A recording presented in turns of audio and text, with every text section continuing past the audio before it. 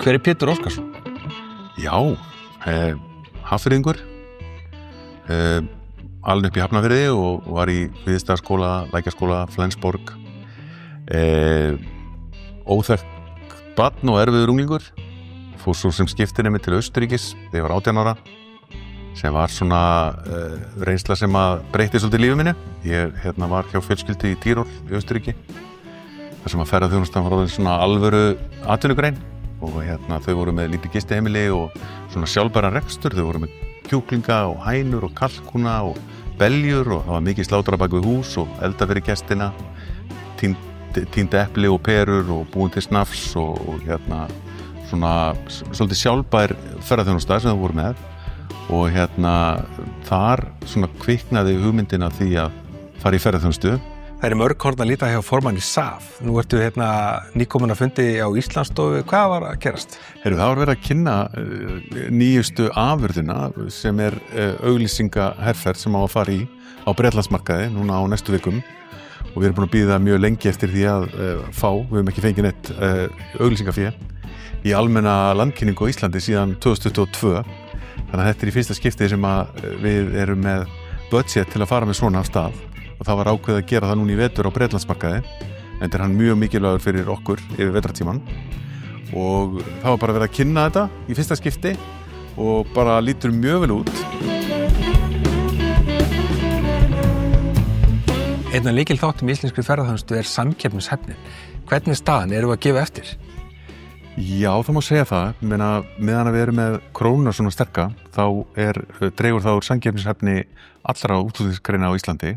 Við búum auðvitað við það í ferðaþjónustuna, við erum með frábæra vöru, við erum með íslenska náttúru og við erum með heimsklassa ferðaþjónustu víða og varan okkar er góð, en hún er líka mjög dýr og við erum svona erum þar algjörlega upp í þakinu hvað það varðar og við höfum auðvitað áhyggjur af því að ef að aukin skattheimta er það sem að koma skal, að þá muni það draga úr samkeppnishæfninni og bitna þá á einfallega tekjum og þeim verðmætum sem við erum að búa til.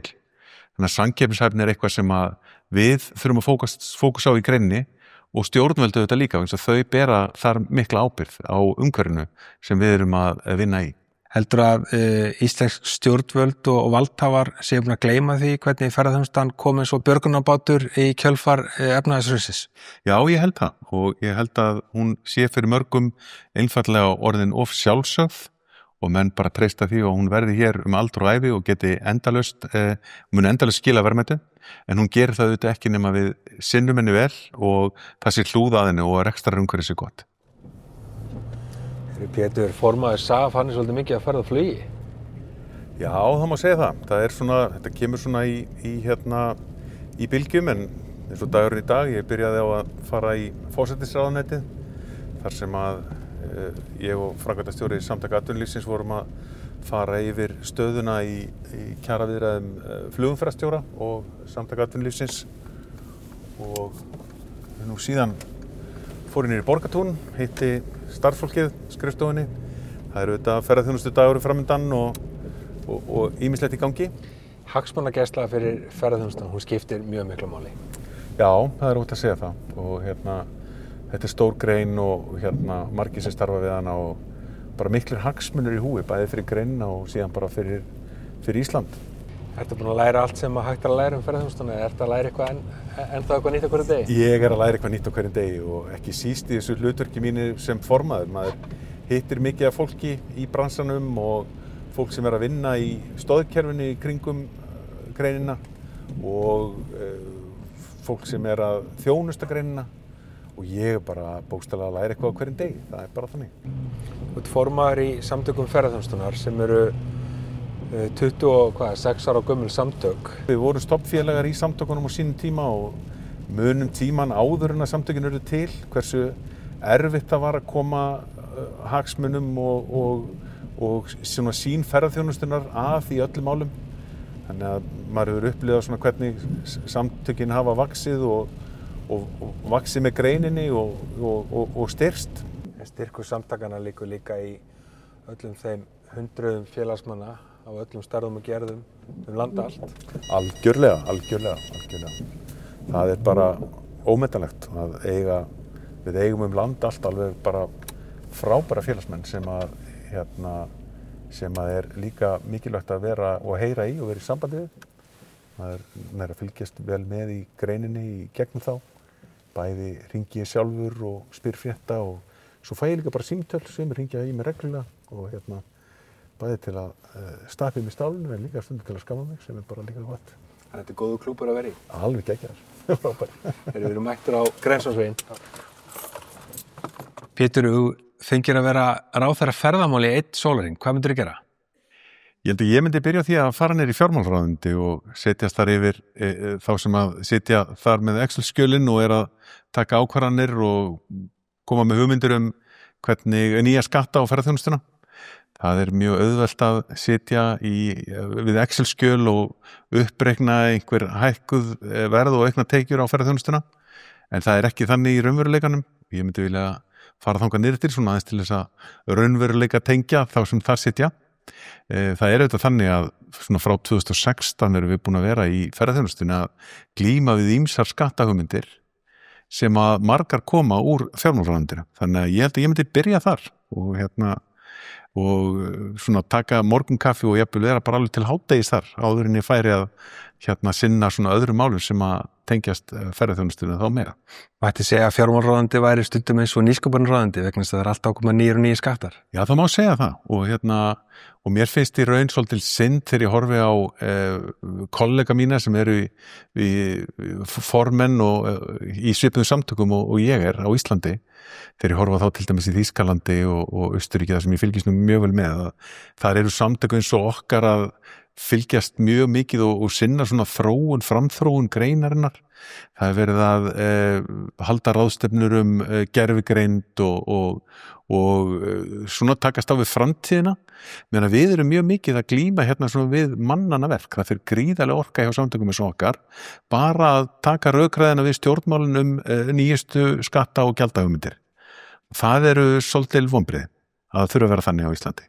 Finnst þér vera sátt ferðaþjónustu á Íslandi? Já, mér finnst okkur hafa bara tekist vel til. Það reyndi mikið á þetta þegar ferðaþjónustan svona sprakk út eða blómstraði myndi ég vilja segja frá árunum 2013 til 2018.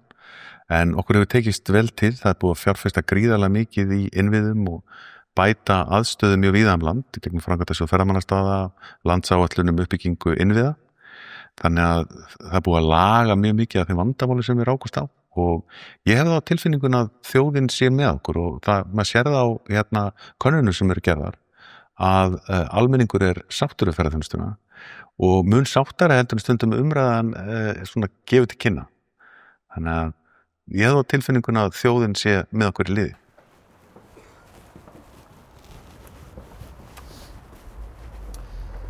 Fínasta veður. Gekja, frábært. Þetta nú oft svona í miðbæ Hafnarfjarðar. Við erum í skjólinu af hrauninu og svona. Og bara, fallegu bær. Já, dásamlegur sko. Þú veist hvergi annars að vera en hér? Nei, ekki svona til að lifa og búa sko. Það gaman að fara við það en það best að vera hér, best að búa hérna. Hvar uppáhaldsstaður Péturs Óskarssonar á Íslandi? Sko, það nú Árneshreppur og Ströndum. Það svona, ég hef verið þar bara hverju einasta sumri síðan að ég fæddist eiginlega. Og þar svona liggja rætur mínar að hluta til, móðum megin. Og það uppáhaldsstaður minn, ég verð að segja það. Þar sem vegurinn endar? Já, þar sem vegurinn endar, en við segjum nú þarna fyrir norðan, það þarna sem vegurinn byrjar. Það svipað með ferðaþjónustuna? Já, ég held við séum á bara ennþá á svolítlum byrjunarreitt og stórkostlega tækifæri ef við viljum, ef stjórnvöld vilja grípa gæsina með okkur. Nokkrar hólur í veginum en bjart framundan? Það auðvitað einhverjar hólur í veginu núna og framundan, en ef maður horfir á stórmyndina, þá mjög bjart framundan í íslenskri ferðaþjónustu.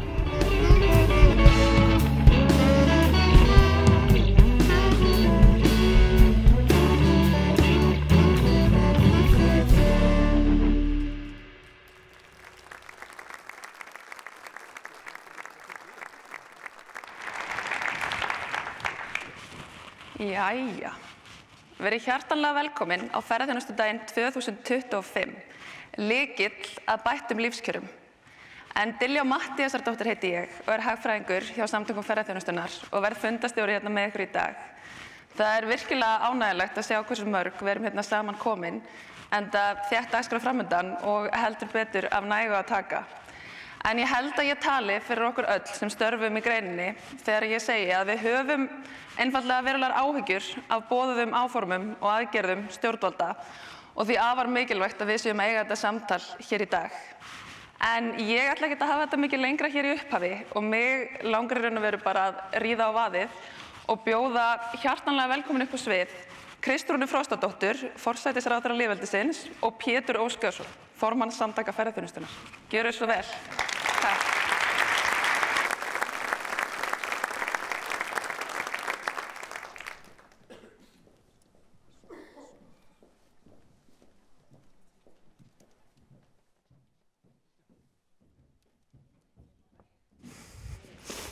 Forsætisráðherra lýðveldisins. Þetta verður hann að gera svo vel. Og ég var hérna. Svolítið ánægð með þetta. Svo vel. Velkomin Kristrún. Takk Pétur. Takk kærlega fyrir að vera hérna hjá okkur í dag.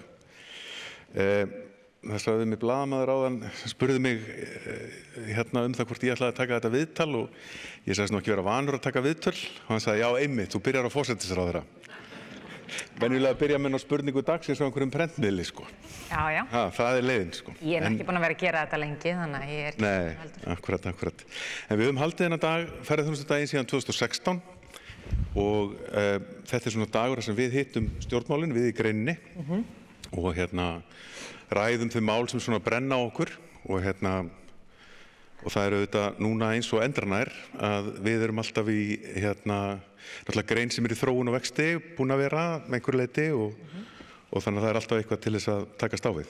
En mér langar bara að fara í svona spurningarnar sem að mér langaði að fara í og það kannski fyrst er það eru konið 10 mánuði síðan að þið tóku við á stjórnarheimilinu og það voru svipuðum tíma og Trump tók við embætti og hann hefur gjörsamlega sett svona heimspólitíkina og annan endan sérstaklega efnahagslífið. Nú við horfum innanlands að þá er búið að vera, það voruð mjög mikla breytingar. Ég nefni bara lokunin á Bakka, fallplay, áfallið á Grundartanga bara í fyrradag og svo auðvitað náttúrulega bara verðbólgan og háir vextir og mjög sterk króna búin að vera að plá okkur eiginlega alla þennan tíma. Er kannski ástæða til þess að endurskoða áætlanir í stjórnarsáttmálunum álögur á greinar eins og ferðaþjónustuna? Af því að þar kemur fram að náttúrugjaldið, auðlindagjaldið er ástæða til að endurskoða það. Sko ég held að það skiptir máli að það skoðist að meiri hluti ef ekki, mér langar að fullyrða að nær allar af þeim tillögum sem að koma fram annaðhvort beint í stjórnarsáttmála eru afleiðingar af því er ekki tillögur sem eiga að leysa auðvelt vandann 1, 2 og bingo. Það er verið að gera alvarlega atlögu að því að gera bara ákveðnar kerfisbreytingar sem að hafa staðið, hefur kannski sumum tilvikum staðið til að gera en hefur ekki verið pólitískt kapital fyrir eða bara nýir tímar eða breytt landslag kallar á. Þannig að auðvitað er það þannig að þegar þú ert í svona starfi þarftu að geta brugðist við aðstæðum, ekki misskilja. Við hlustum, við fylgjumst með og mikið af því sem við störfum við er dýnamískt kerfi. Það sem ég held samt er að við verðum að gera greinamun á ytri áhrifum og síðan því sem við getum haft stjórn á sjálf. Mikið af því sem á nefndir hérna áðan er að koma til vegna ytri áhrifa. Ég meina það sem gerist hjá Norðuráli, sko það er svona takmarkað hvað maður getur tjáð sig það á þessum tímapunkti en það er ekki út af efnahagsástandinu eða stöðun á alþjóðamörkum þó að eflaust getur þið haft eitthvað skoðun á því. Og eins og þetta hjá PCC á Bakka, það er svona langtíma ástand sem hefur verið að malla í svolítinn tíma og svo veit fólk nú betur hér inni en ég hver staða flugrekstrar hefur verið í lengri tíma og svo sem kannski ekkert nýtt í þessu samhengi. En það hefur legið fyrir í umræðinni í mjög langan tíma að það sé skynsamlegt að fara í einhvers konar gjaldtöku á ferðaþjónustuna sem snýr að því að taka mið af aðgengi að náttúrunni.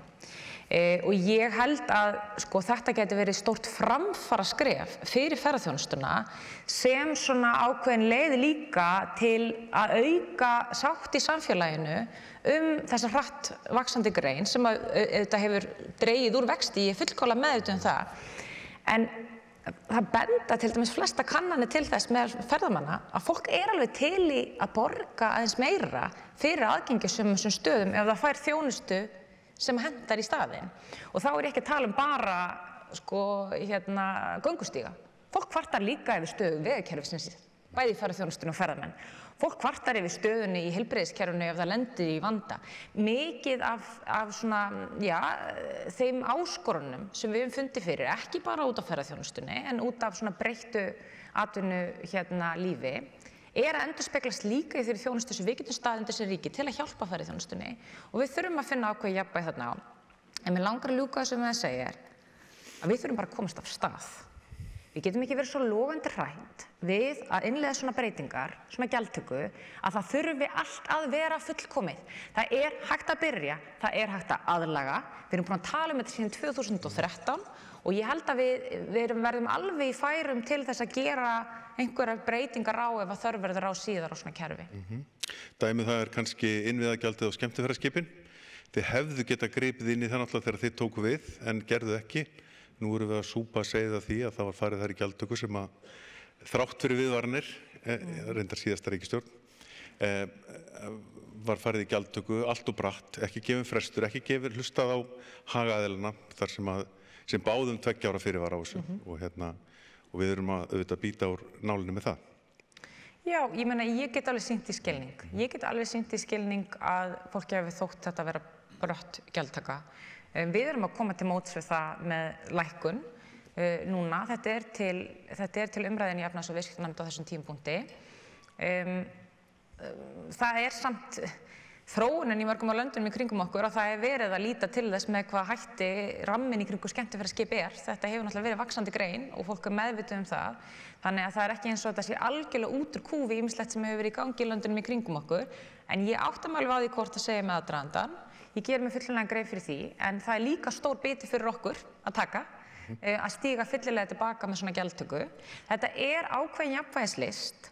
Ég kann að meta og virði það við ykkur að þið viljið passa upp á þetta jafnvægi, en við erum líka með stærri myndinni sem er ákveðið jafnvægi í ríkisfjármálunum, fyrirsjáanleiki í þá að þær aðgerðir sem er ráðist í, að það sé líka staðið við þar og þær blífi, skilji, að við séum ekki að kippa öllu tilbaka.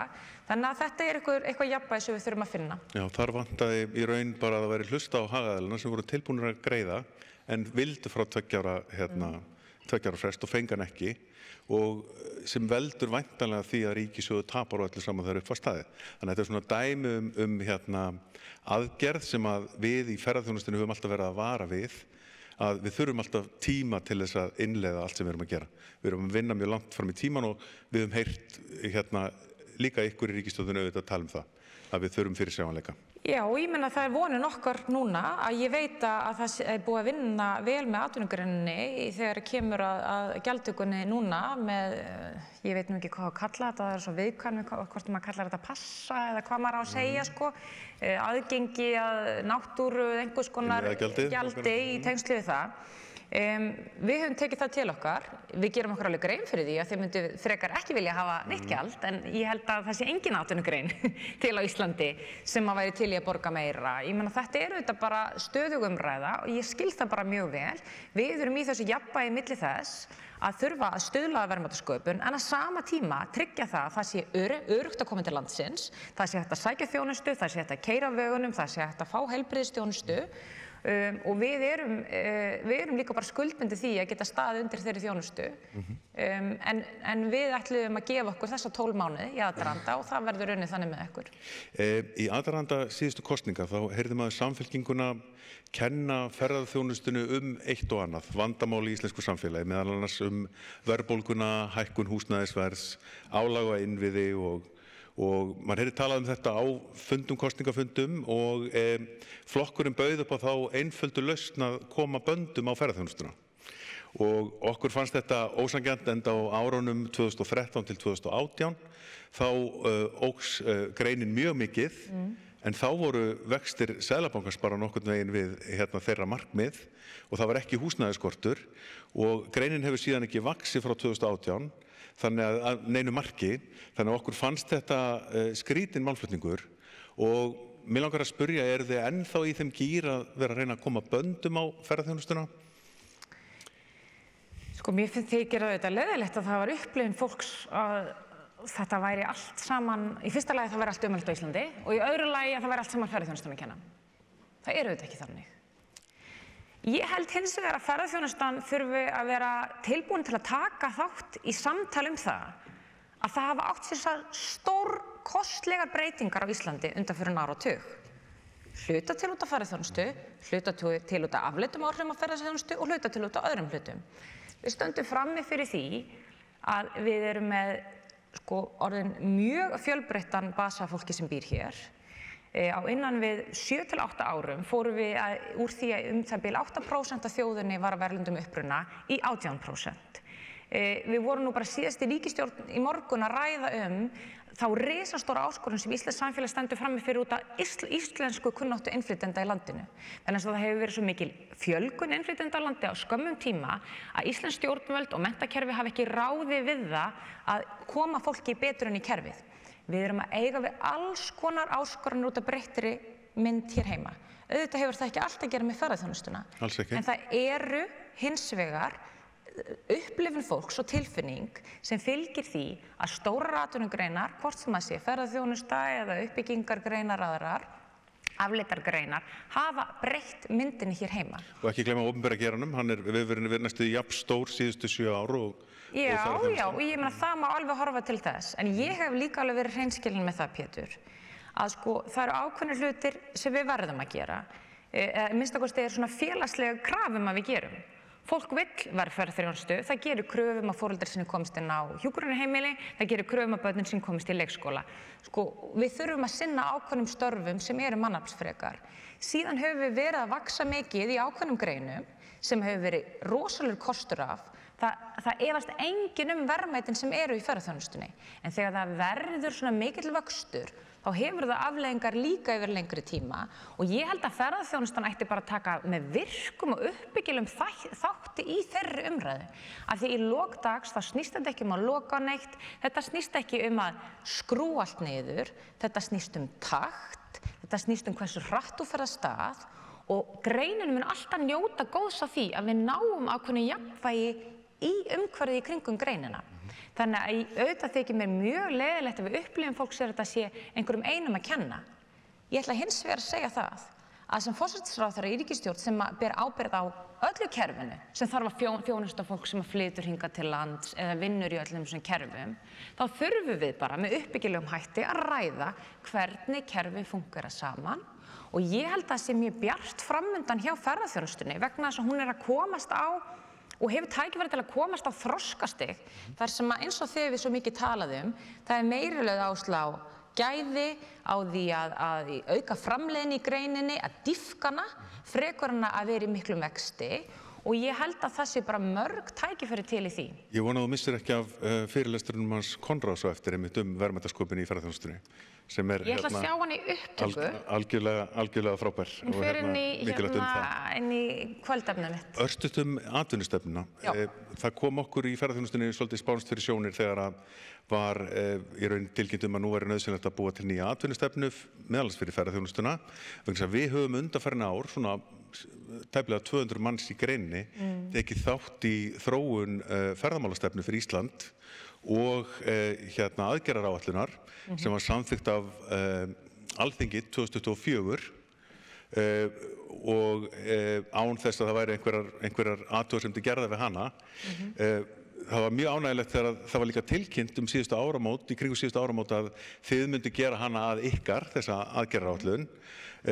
Það áttar maður ekki alveg á því, hvað atvinnustefnan sem er núna verið að fara af stað, hvað hún að fara að gera annað fyrir ferðaþjónustuna heldur en þessi mikla og góða vinna og þessi góðu plögg sem þegar liggja fyrir? Ég hugsa að það þurfi ekkert endilega að vinna á móti hvort öðru að það komi inn atvinnustefna sem tekur svona heildarmyndin í atvinnulífið inn. Það sem að ríkisstjórnin að reyna að gera að tryggja að þær aðgerðir sem stjórnvöld standa fyrir í hverju einu ráðuneyti séu samhæfðar. Það séu ekki ráðuneyti óvart kannski að vinna gegn hvert öðru vegna þess að einmitt ein stefna ákveðin í einu ráðuneyti en svo hann kannski komið einhverja mótvægisaðgerðir annars staðar sem vinna á móti. Þessi atvinnustefna að tækla þá stöðu sem að ég held að hafi allt og lítið verið talað en ég held að margir séu samt sammála að við verðum að bæta gæði hagvaxtar á Íslandi. Því þrátt fyrir að við höfum vaxið hratt á undanförnum árum þá hefur hagvöxtur á mann verið allt of lítill. Þess vegna þarftu að horfa á Konráð eftir, hann fer mitt mjög vel úr í þetta. Já, en þetta eru líka bara greiningar sem að við erum með og það getur vel verið að þær stangist á við þær opinberu tölur sem að Konráð þá væntanlega með. En sko, ég held við verðum að velta því fyrir okkur. Af hverju upplifun margra sem hér búa, af því að nú funda ég reglulega með almenningi og tala við mikið af fólki, að þau hafa ekki fundið fyrir hagvexti síðustu ára með sama hætti kannski og stjórnvöld hafa talað með. Fólki hefur sagt, já, það veisla þarna úti, við erum að vaxa hratt, en samt einhvern veginn finn ég það ekki. Mér finnst aðeins svo erfitt að koma inn á húsnæðismarkað, mér finnst aðeins svo erfitt að koma inn á bráðamóttöku, mér finnst aðeins svo erfitt að keyra á milli staða. Fólk upplifir að þetta endurspeglist ekki nægilega í sínu daglega lífi. Þetta tek ég alvarlega sem stjórnmálamaður vegna þess að þarna úti, talandi þróun í alþjóðamálum, þá það upplifun fólks sem skiptir máli og það að tengja tölurnar við upplifun fólks og stór partur af því að við höfum verið með of lága framleiðni á Íslandi og þetta hefur atvinnulífið verið mjög virt í að tala um. Þess vegna erum við að taka því alvarlega að við séum með heildstæða stefnu, atvinnustefnu, þar sem að ríkisstjórnin, öll ráðuneytin vinna saman að því að við ætlum að reyna að greina hvar eru ívilnanir í kerfinu, hvar eru styrkir í kerfinu, af því að ríkið, ótrúlegt en satt, nú þegar að gera ýmislegt fyrir atvinnulífið.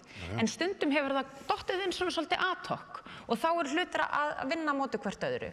Og þess vegna verið að greina, já, eftir atvinnugreinum, en líka bara þvert yfir hvar eru mikil tækifæri, hvar þetta stiðið við aukna framleiðni og þar kemur ferðaþjónustan sannarlega inn, stór og virkur þáttur í þessu. Þannig að við erum líka að gera þetta til þess að skapa ákveðna festu og fyrirsjáanleika og að skila því af okkur sem við vitum við verðum að gera. Við þurfum aukna framleiðni, við þurfum meiri hagvöxt á mann, svo við getum staðið undir þessum lífsgæðum og ég bara fullviss það að ferðaþjónustan eigi mjög jákvæðan sess í þessari atvinnustefnu. Aðeins varðandi fyrirsjáanleikar, mér langar að fara ofan í eitt mál sem að veldur svona miklum áhyggjum akkurat núna. Nú komið fram fjárlagafrumvarp fyrir næsta ár. Það eru nýir skattar og gjöld á ökutæki sem eiga að taka gildi 1. janúar. Maður spyr sig að því að maður hefur heyrt bæði þig og fjármálaráðherra, ferðamálaráðherra tala fyrirsjáanleika. Það þannig að það stendur til að leggja vörugjöld á bíla og hópferðabíla. Bifreiðar munu hækka við næstu áramót, þar að segja bifreiðarnar sem að bílaleigurnar eru að nota, sem eru ekki rafmagnsbílar, 20–30%. Og kílómetragjaldið eitt og sér líka risastórt vandamál fyrir bílaleigurnar. Fyrirvaran í raun bara 2 mánuðir og það verið að tala af þessum 11 milljörðum sem þetta á að skila á næsta ári, þá verði cirka 60% sem munu koma frá ferðaþjónustunni. Þetta svakalegur skellur fyrir greinina og það mun enginn nema fyrirtæki sjálf þurfa að setja upp með þetta. Og mér langaði svona þess að heyra í þér, hvað með loforðum fyrirvaran, búið að greina það hvaða áhrif þetta kemur til með að hafa og ætlum við ekkert að læra af skemmtiferðaskipaklúðrinu, þar að segja þetta mun hafa gríðarlega áhrif og valda miklu usla. Hvernig verður, hvernig þetta að hugsa og hvað þetta baki? Já, ég heyri alveg hvað þú segir. Samhengi hlutana náttúrulega það að í þó nokkur ár hefur staðið til að koma gjaldtöku af bifreiðum í landinu upp í fyrra horf. Lengi vel var svona heildargjaldtaka af bifreiðum í kringum 2% af landsframleiðslu. Hún hrundi svo á sínum tíma og að stefna í að verða 1% af landsframleiðslu. Fólk getur haft sína skoðanir á því hvort það eigi að vera að taka gjöld af bifreiðum yfir höfuð, en það þarf þá eitthvað annað að koma í staðinn. Vegna þess að ég veit líka alveg hvernig umræðan um göng í landinu, Sundabraut, Hvalfjarðar tvöföldun, vegina, þjónustu á vegum og annað. Og við erum líka bara ofboðslega meðvituð það að atvinnugreinar, til dæmis eins og ferðaþjónustan, þær standa og falli með því að vegasamgöngur séu almennilegar í landinu. Þannig er líka öryggi almennilega tryggt. Það verður að halda því fyrir ekki til haga að ferðamenn, þeir greiða náttúrulega fullgjald fyrir að nota innviðin okkar, þar að segja vegakerfið. Þeir eru einhver frí rætis þar. Nei, en þetta er bara staðan að þetta hefur hrunið og svo spyr fólk af hverju höfum við ekki náð að gera meira í vegasamgöngum á undanförnum árum. Síðasta ríkisstjórn var með þetta inn í sinni fjármálaáætlun og þetta var bara fínt plan. Við tókum við því plani að við ætlum að reyna að ná þessari gjaldtöku upp í kringum 1,7% landsframleiðslu. Síðasta ríkisstjórn var líka með óútfærðar tölur inn í þetta tímabil hvernig hluti af þeim gjöldum myndu koma til. Það var reyndar lagt fram kílómetragjald, þannig að þetta hefur verið lengi til umræðu, þannig að fyrirsjáanleiki er nú ekki minna en sá að það var vitað og við lengi staðið til í fjármálaáætlun að fara í aukna gjaldtöku. Kílómetragjaldi var rætt í vor, það er að koma aftur núna inn í þingið og við munum klára það mál, ég sé ekki annað en að við munum klára það mál. Það átti eftir að klára útfærslu á í kringum 7 milljörðum, já, og svo útfærsla er að koma inn núna. Ég geri mér alveg grein fyrir því að það þykir seint. Það breytir því ekki að það vil legið fyrir í langan tíma að það þyrfti að auka gjaldtöku á bifreiðum til að geta staðið undir ákveðnum kostnaði og við verðum þá bara að velja og hafna. Ef að þá ekki að sækja fjármagn til þess að styðja við uppbyggingu á vegakerfinu, þá þarf að sækja það eitthvað annað. Þetta er þetta pólitíska verkefni og ég held að það sé meira til þess fallið að styrkja greinar eins og ferðaþjónustu, að við séum með þessa innviði í lagi.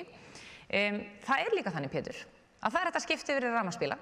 Ég veit að þá getum við talað innviði, við getum talað hleðslustöðvar og annað, en væri það ekki líka til fyrirmyndar og frábært ef að ferðaþjónustan myndi keyra á það, þessa grænu ímynd, að þú kemur til Íslands og þú getur verið á rafbíl og Íslandi er það fyrirmyndin, af því að þá borgar 0% vörugjöld. Sko, það er frábær hugmynd, en það er þannig að við getum illa alið upp gestin okkar. Við erum að þjónusta það og ef þeir þekki ekki rafmagnsbíla heimanna frá sér, þá er mjög erfitt að fá það til þess að taka það hérna og það þarf að fjárfesta sérstaklega í markaðssetningu á því. Já. En aðeins bara í lokin, ef við horfum inn í framtíðina, þá er það þannig að margir telja að íslensk ferðaþjónusta standa á ákveðnum krossgötum. Við uxum mjög hratt á tímabili, frá 2018 hefur við lítið vaxið, við erum búin að fjárfesta mjög mikið í innviðum síðan, við erum búin að laga mjög margt og vandamál sem voru meðan að vöxturinn var sem mestur. Það eru stórkostleg tækifæri til núna til þess að vaxa áfram inn í framtíðina og taka þá leið þátt í að fjármagna þessi verkefni sem samfélagið þarf á að halda eftir þessum venjulegu leiðum sem við höfum til þess að skatta atvinnurekstur. Fjárfesta í markaðssetningu, halda fram að bæta gæði eins og við erum að gera, styrkja upplifun gesta, auka verðmætasköpun allt land og bæta lífskjör, það er ein leiðin. Og hin er að leggjast á ferðaþjónustuna með álögum og sköttum og þar með draga úr umsvifum hennar því að það er það sem gerist. Allir þessi skattar, þeir hafa áhrif á verðið, við erum í gríðarlegri samkeppni og hækka verð á íslenskri ferðaþjónustu, dregur úr eftirspurn og þar með að lokum úr tekjur ríkisins. Er ríkisstjórn Kristrúnar Frostadóttur ekki raun að velja þessa seinni leið sem ég er að tala með þessum pælingum og með þessum skattahækkunum sem við ætlum að fara í? Þess að við getum saman stækka kökuna eftir þeim leiðum sem við höfum nú þegar en manni finnst einhvern veginn eins og það sé svona ekki vilji fyrir því. Já, auðvitað er vilji fyrir því. Auðvitað er vilji fyrir því. Að stækka kökuna. Ég geri mig alveg grein fyrir því að við munum ekkert komast áfram í íslensku samfélagi án þess að verða aukin verðmætasköpun hér. En sko, það eru réttindi og það eru skyldur. Atvinnulífið vill fá að vera frjáls, það vill fá að taka inn ákvarðanir, en svo vill það fá stuðning við markaðssetningu, svo vill það fá ívilnun frá þessu, svo vill það fá styrk fyrir þetta.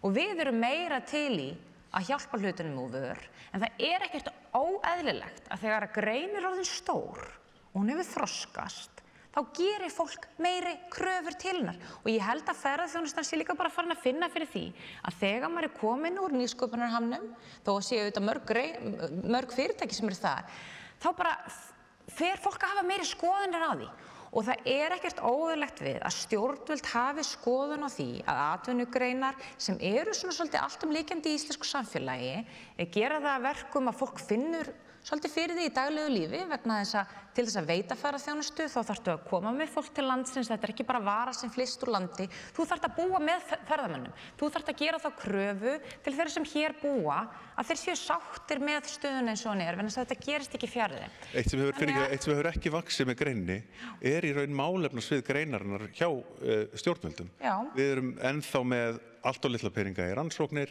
og málefnasviðið okkar er með 2,5 milljarð núna, meðan aðrar atvinnugreinar eru með miklu meira, þannig að það ekki hægt að segja að við höfum kannski beint verið að vaxa í fangin á stjórnvöldum beint þarna, en mér langaði bara svona í lokin og tíminn okkar er búinn, því miður. Þakka þér fyrir samtalið, þetta búið að vera gott spjall. Já, sömuleiðis.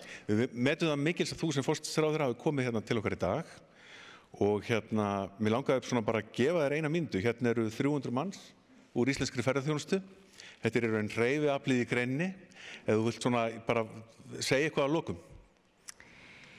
Já, það sem að mér langar kannski að koma til skila að ég held að það sé rosaleg tækifæri núna á næstu mánuðum að við breytum aðeins taktinum í þessu samtali.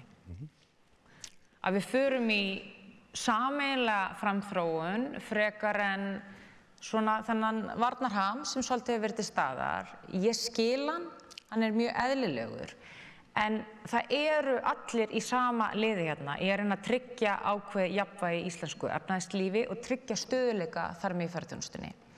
Við erum að reyna að skapa einhvern ramma í kringum stórkostlega grein sem eru auðvitað að mörguleyti sjálfsprottin, en gerðu það þá kannski að verkum að stjórnvöld voru svolítið á eftir á þegar kom að því að móta stefnu, móta ramma, móta sýn og líka að búa til ákveðið sátt við íslenskt samfélag. Og það fullur vilji til þess hjá þessari ríkisstjórn að fara vel með það fjármagn sem verður sótt hvort sem að það í vörugjöld eða í innviðagjöld eða annað, að styðja við greinina með uppbyggilegum hætti, að tala með jákvæðum hætti ferðaþjónustu út allan heim. En það ekkert óeðlilegt við það að stjórnvöld gerir líka kröfu til atvinnugreinarinnar og eins og ég segi, það ýmislegt sem bendir til þess að ferðamenn væru gjarnan tilbúnir að borga aðeins fyrir aðgengi að náttúru Íslands. Það getur líka bara verið jákvæð leið til þess að horfa á landið okkar, að við seljum okkur ekki ódýrt hvað varðar aðgang að náttúrunni þó ég veit að þjónustan sé kostnaðarsöm og ég held að sé rosaleg tækifæri ef þetta verður vel útfært hjá okkur sem ég veit að þetta verður hjá Kötu varðandi innviðagjaldið, að þetta leið líka til að lyfta ákveðnum stöðum til þess að dreifa ferðamönnum betur landið og skapa ákveðna festu og tæki fyrir íslenskri ferðaþjónustu. Þannig ég átta mig alveg á ég ekkert með skortir enga tilfinningagrein til að finna hvernig takturinn stundir en fólk meinar vel, það vill lyfta greininni, það vill styrkja gæði og framleiðni og ég hvet okkur bara til að koma með okkur í þetta því við erum tilbúin að hlusta en við ætlum áfram og ætlum að fara í kerfisbreytingar. Takk fyrir kærlega. Takk sömuleiðis.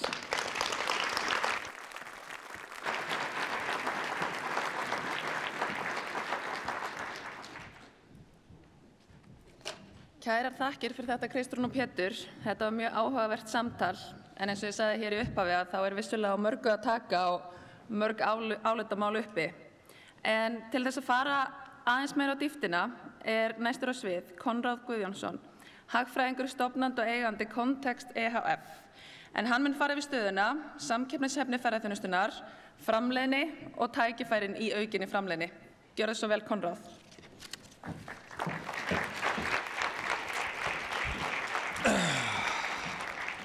Komið sæl, takk fyrir þetta Diljá.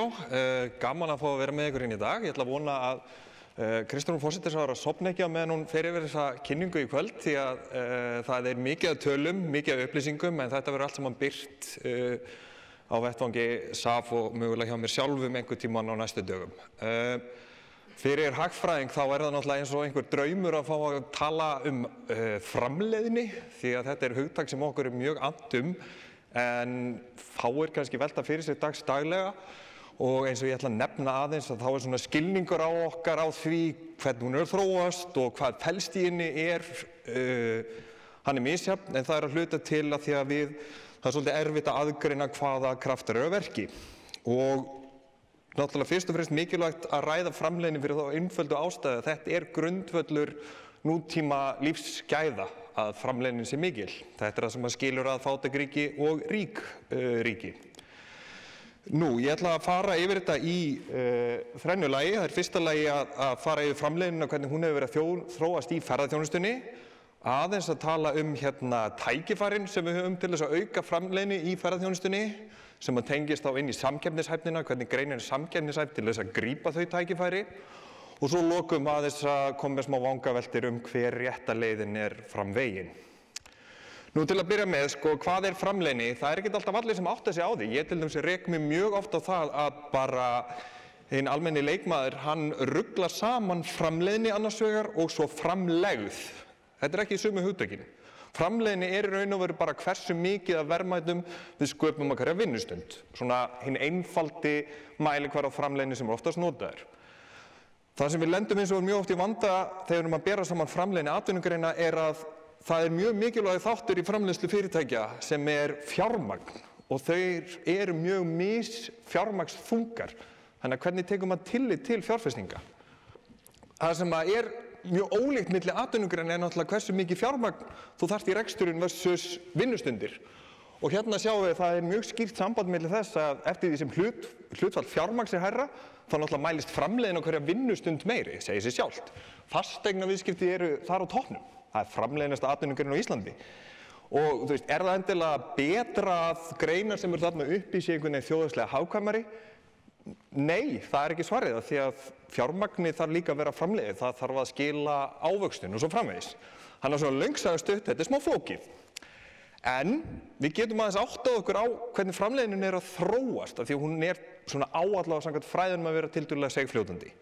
Ferðaþjónustu tengda greinar, þær til dæmis hafa verið að þróast bara í framleiðni bara nokkurn veginn í meðallagi við aðrar atvinnugreinar. Ekkert eitthvað stórkostlega sem við séum mjög mikinn framleiðni vöxt til dæmis í upplýsingum og fjarskiptum. Svolítið vonbrigði í veitustarfsemi, ég velti fyrir mig hvort það sé mögulega því að við erum búin að vera að virkja svo lítið, en allavega ferðaþjónustan, hún að koma bara ágætlega út. Og ef við skoðum aðeins nánar sérstaklega einkennandi greinar ferðaþjónustu, þá framleiðnin þar raun og veru vaxið hraðar heldur en í hagkerfinu alls. Og það eins og mjög misjafnt hvað tölurnar segja framleiðni innan ferðaþjónustunnar. Ég ætla ekki að rekja þær allar inn á hægra megin á myndinni, en þetta alveg út og suður. Og það eiginlega, maður hefur raun og veru ekki haldbæra skýringu það sem aftur fær mann aðeins til að efast það hversu nákvæmar þessar tölur eru. En eins og ég segi, það mjög gott að við séum að ræða framleiðni og það má alveg hrósa stjórnvöldum fyrir að hafa komið því á dagskrá með því að hafa það sem ákveðið leiðarljós í atvinnustefnunni sem hefur verið boðið. En ég hef smá áhyggjur af því að við séum stöndum ekki alveg á sama stað í skilningi á hvernig framleiðnin og hvernig hún þróast og hvað ég horfa til. Og mig langar að benda á tvennt í því samhengi. Ég heyrði forsætisráðherra segja hér áðan að framleiðnin væri léleg á Íslandi. Það hefur verið svona í þessari greiningu sem fylgdi þegar verið að kynna atvinnustefnuna, þá fylgdi að það verið lítill hagvöxtur og mann og svo framleiðis. Staðreynd málsins samt mjög einföld. Framleiðin á Íslandi hefur vaxið hraðar en almennt á Norðurlöndunum og ESB á síðustu árum og raun og veru og horfið lengra aftur í tímann. Og við erum land sem borgar einhver hæstu laun í heimi, einhver hæstu lífskjör í heimi. Það segir eiginlega sjálft að framleiðin í slíku landi frekar góð. Það sem hins vegar rétt að vöxtur framleiðni til dæmis síðustu 10 ár versus árin 10 þar á undan hefur ekki verið nægilega góður. Og við myndum vilja að vöxturinn sé meiri en hann meiri en almennt í þeim löndum sem við berum okkur saman við. Og svo, ef ég fer aftur á glærinu undan, þá var annað sem var bent á að aðeins 1% af störfum hefði orðið til í háframleiðni greinum. Og skoðum aðeins hvernig það lítur út, hvernig greinar dreifast eftir framleiðni. Þarna á toppnum eru fasteignaviðskipti, það háframleiðni grein. En þú veist, ég ekki að segja að það sé það sem stefnan að ganga út á að við ættum að breyta Íslandi í fasteignafélag, en með sömu rökum getum við sagt að við þurfum bara að auka starfsemi í að reksta fasteignafélag. Ég með eina aðra leið sem að geti kannski hjálpa okkur eitthvað, ef þú ætlar að líta svona á þetta, sem í grundvallinu mjög góð nálgun, að það að horfa á það hvernig eru launin í greinunum. Því að þegar að fólk ráðið til starfa og hvað fyrirtæki geta greitt í laun, það náttúrulega það sem heitir skiptana þegar búið að greiða fyrir fjármagn og alla reikningar svo framvegis og hver verðmætin, atvinnurekandinn og starfsmaðurinn meta þá á milli sín hvað starfsmaðurinn að skapa. Og það náttúrulega bara misjafnt eftir greinum, það eðlis ólíkar og margt sem kemur þann inn í. En þarna sjáum við til dæmis að ferðaþjónustugreinar eru bara að borga laun nánast í meðaltali með við launakostnað á vinnustund. Og við skoðum hvar störfin hafa orðið til síðustu ár, þá sjáum við að með við þetta mat með við framleiðnina, að þá náttúrulega bara eitthvað 1% starfa sem verða til hérna í háframleiðni, megni af störfum í lágframleiðni, en ef við skoðum með við laun, þá flest bara orðið til það sem að laun í meðalagi, slatti hérna undir, en líka alveg slatti yfir. Þannig að þetta kannski eitthvað sem ég held að sé eitthvað sem við þurfum að velta fyrir okkur og kannski aðalskilaboðin að það bara dýpka þessu umræðu framleiðni á Íslandi miklu meira því að hún því miður bara rétt að byrja. En hvernig aukum við framleiðni í ferðaþjónustu? Númer 1, það þarf að fjárfesta og það þarf að fjárfesta áfram mikið. Ég held að þau kannski ekki að fjárfesta jafn mikið og í gegnum og eftir þennan vaxtafasa síðustu ár. Og raun má segja að það þú getur lítið á nánast að séu smá vonbrigði að hafa framleiðni í ferðaþjónustu hafi ekki vaxið meira heldur en þessar gríðarlegu fjárfestingatölur gefa til kynna. En það líka hægt að segja, þarna eru tækifæri þá til að nýta þessar fjárfestingar ennþá betur. Og hvernig nýtum við það betur? Til dæmis með því að bæta nýtingu gistirýma. Hún góð á Íslandi, hún yfir alþjóðlegu meðaltali ESB, en við eigum samt svolítið eftir í toppinn hérna og þangað ættu við hygglust að stefna. Af hverju nýtingin ekki nægilega góð? Það meðal annars vegna þess að veltan og bara árstíðasveiflan, hún mikil á Íslandi með við öðrum löndum sem við berum okkur saman við. Hefur minnkað og skoðar með við til dæmis fyrir 15 árum eða eitthvað slíkt, en við getum gert betur og það náttúrulega gríðarlega mikið undir í að gera betur þarna. Og svo sem að kannski eigur ekki beint svona framleiðni stangtiltekið, það náttúrulega bara skilur auknum verðmætum í þjóðarbúið að það hið sígræna efni að reyna einhvern veginn að fá ferðamennina til að eyða meiri peningum og við erum að fá til landsins ferðamenn sem hafa mjög háar tekjur en það sem að hefur kannski verið eftir mjög mikinn árangur hérna árin svona 2009 til svona 2016 þar sem að ferðamenn voru sífellt að eyða meira og meira hver ferðamenn sem kom þá höfum við svolítið staðið í stað síðan þá og ég held að þetta sé ótrúlega stór tækifæri þarna til þess að reyna einhvern veginn að fá meira út úr ferðaþjónustunni þannig að þeir sé eyða meira í sinni eigin mynt, verðbólguleiðrétt. Og það í raun og veru bara, ég ætla ekki að segja gefins penningur, en svona í þjóðhagslegu samhengi og með alla þessu umræðum álag innviði, þá það algjör no-brainer að reyna að leita leiða til þess. Og við náum samt ekki að auka framleiðni í atvinnugreininni ef hún sé samkeppnishæf. Og hún þarf að vera framleiðin til hún sé samkeppnishæf. Og þar hefur ferðaþjónustan á Íslandi ágætissögu að segja. Í sögulegu samhengi hefur til dæmis vöxtur framleiðni gisti- og veitingaþjónustu verið frekar góður í evrópsku samhengi. Einu löndin sem eru hérna síðustu 20 ár nálægt okkur eru fyrrum austantjaldslönd sem eru að koma frá miklu lægri grunni en við vorum árið 2003. Þannig að við höfum verið að gera góða hluti þar. Að ég var að nefna á hana þessar svona einföldu framleiðnitölur, þær rugla svolítið, þannig að ég ákvað svona í samhengi við önnur lönd bara aðeins að horfa á þetta öðruvísi og hugsa bara, heyrðu, ok, hvernig eru launin og hvernig afkoman? Því að þetta samanlagt náttúrulega segir hversu framleiðin atvinnugrein Fyrsta lagi eru launin í ferðaþjónustu í Íslandi innan hverri og einni grein með því hæsta eða það hæsta sem gerist. Og þetta árið 2023, þessi sjá hérna rétt á eftir, þá hefur þetta hækkað. Afkoman í greininni heilt yfir bara fín. Tveir svona stóri fyrirvarar, þetta náttúrulega bara 1 ár og þetta sveiflast mjög mikið. Það svolítið ólík fyrirtæki sem eru þarna að búa til tölunar og svo eru þessar atvinnugreinar eðlis ólíkar. Þarna bílaleigur mjög háar en það einfaldlega vegna þess að þær eru bara í eðli sínu mjög fjármagnsfrekar atvinnugrein og Ísland ekkert sérstaklega hátt eða lágt þar. Þannig að heilt yfir bara virðist vera ágætlega stödd í alþjóðlegu samhengi en stendur frammi fyrir þessari risastóru áskorun hér sem hátt raungengi krónunnar, svo hátt raunar að það hefur aldrei mælst hærra á mælikvarða launakostnaðar og eiginlega sama hvernig maður lítur á það, maður sé að vera að tala já, raungengi það ekki svo hátt með þetta, það gott og blessað sko. En við erum með raungengi sem var þarna, við erum með hlutfallslega verðlagsmælingar Evrópusambandsins sem sýna líka að við höfum aldrei verið dýrari með ESB og einhvern tímann hefði þótt saga til næsta bæjar að við værum orðin dýrari en Noregur því að hérna svona 2010-13 þá voru allir að tala hvað allt væri rosalega dýrt í Noregi og Íslendingar flykktust þangað til að vinna. Þetta er algjörlega snúist við. Það er bara orðið ódýrt fyrir okkur að fara til Noregs. Og launakostnaður sem náttúrulega skiptir ferðaþjónustuna mjög miklu máli í alþjóðlegri samkeppni, hann hefur hækkað og eru laun á Íslandi þau hæstu í heimi? Sennilega. Og líka ef við horfum á svona ferðaþjónustu tengda greinar.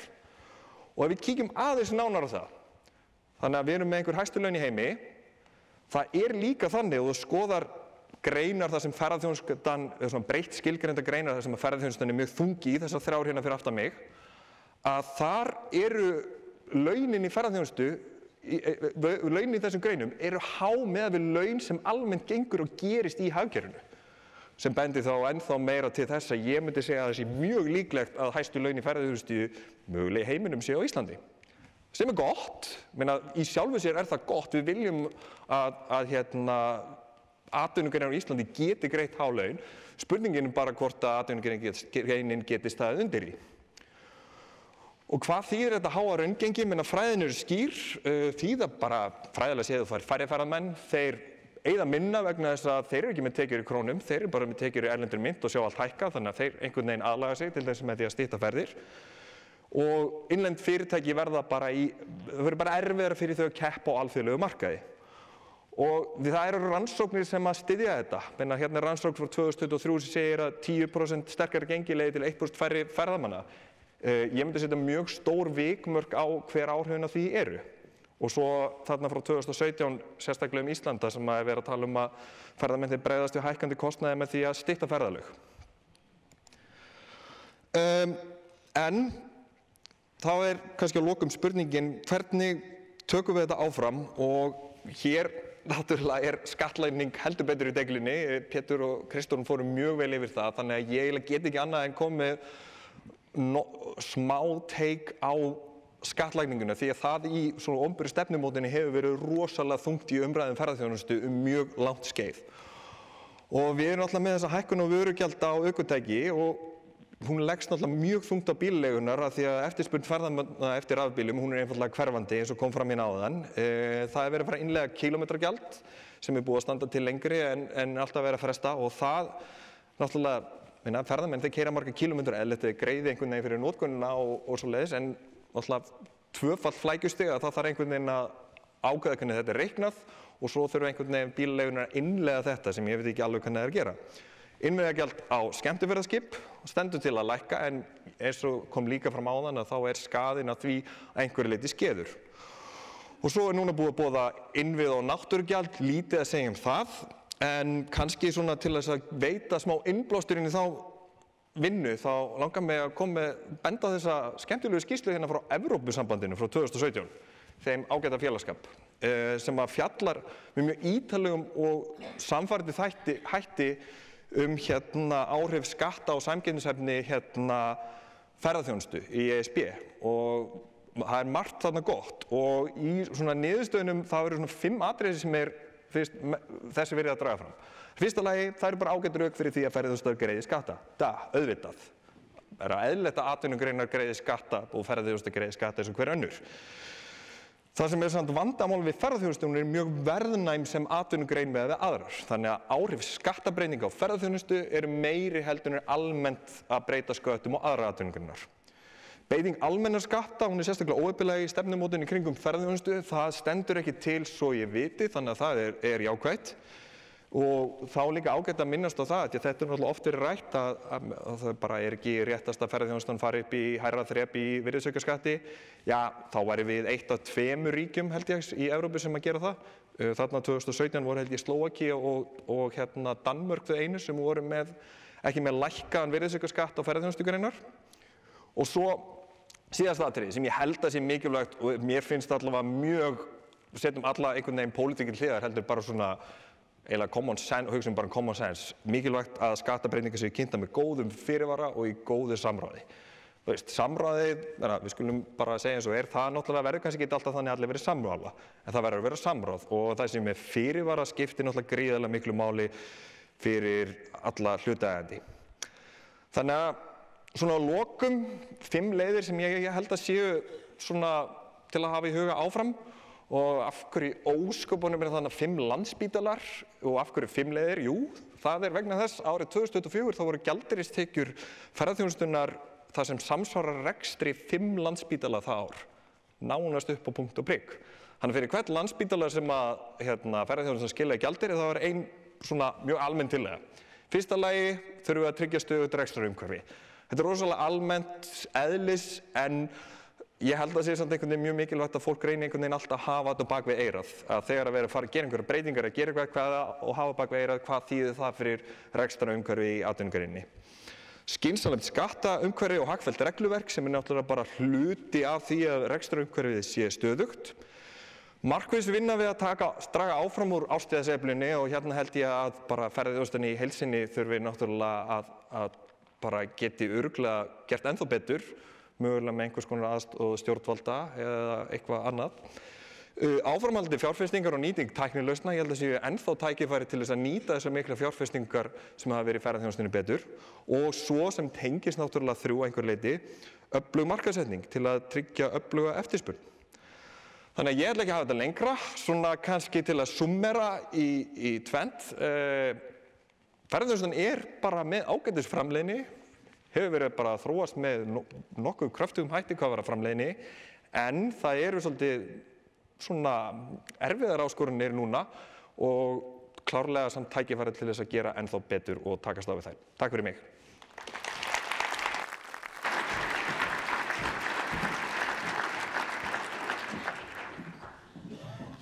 Takk kærlega fyrir þetta Konráð, en enn og aftur ítrekað að samkeppnishæfnin skiptir öllu máli.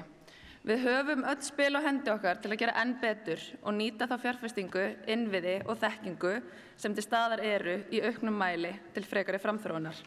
En leiðin áfram getur ekki verið að auka álögur á atvinnulífið. Við vitum að auknar álögur eru einfaldlega ekki til þess fallnar að greiða leið fyrirtækja við aukna verðmætasköpun. Það má ekki gleyma því. En til að taka þennan bolta áfram eru næst á dagskrá þegar Hanna Katrín Friðriksson, ráðherra ferðamála og Jóhannes Þór Skúlason, framkvæmdastjóri SAF. Gjörið þið svo vel.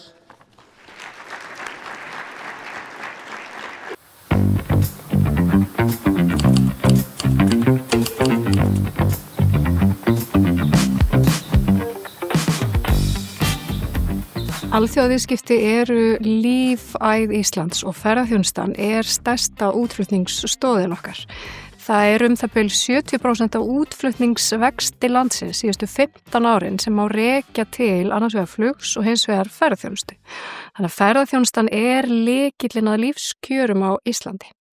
Og það ekki bara þannig að ferðaþjónustan sé að skapa eftirsóknarverð og fjölbreytt störf allan hringinn í kringum landið, heldur hún líka auðga líf allra landsmanna á hverjum einasta degi. Við trúum því að leiðin að bættum lífskjörum sé að bæta og tryggja samkeppnishæfni í íslenska ferðaþjónustu og þegar að það gert þá verðum við að gæta því að allar aðgerðir sem við förum í að þær miða því að bæta upplifun viðskiptavin okkar og þá meina ég það í víðu samhengi vegna þess að þetta eru bæði þeir ferðamenn sem landið sækja og líka erlend ferðaþjónustufyrirtæki sem eru í viðskiptum við þau íslensku. Ferðaþjónustan skiptir auðvitað rosalega miklu máli fyrir fyrirtæki eins og Ölgerðina. Hér koma yfir 2,2 milljónir ferðamanna og það neita og það drekka og fara út að borða og fjölgun ferðamanna á undanförnum árum og áratugum hefur náttúrulega stuðlað aukinni og bættri matamenningu og öll þessi flóra í veitingahúsum og hótelum bara stórkostlega og þetta eru okkar bestu viðskiptavinir þannig að við njótum auðvitað góðs af sterkri ferðaþjónustu á Íslandi. Ég veit að við eigum það til að tuða stundum yfir gestaganginum en við erum öll svo meðvituð þjóðhagslegt mikilvægi útflutningsfyrirtækjan okkar og það að efnahagslegu styrkur þetta forsenda öryggis. Þannig að við stöndum öll að baki ferðaþjónustunni og við erum stolt af henni.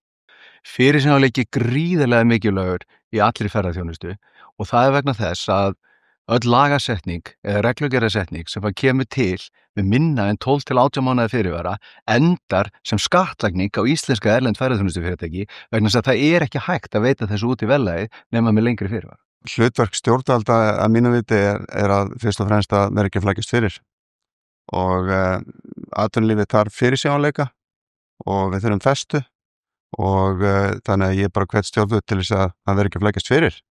Við erum í uppbyggingu, ferðaþjónustan er orðin gríðarlega öflug og mikilvæg atvinnugrein fyrir þjóðin alla, þannig að bara stjórnvöld bara ekki gera lífið erfara heldur en að það að vera.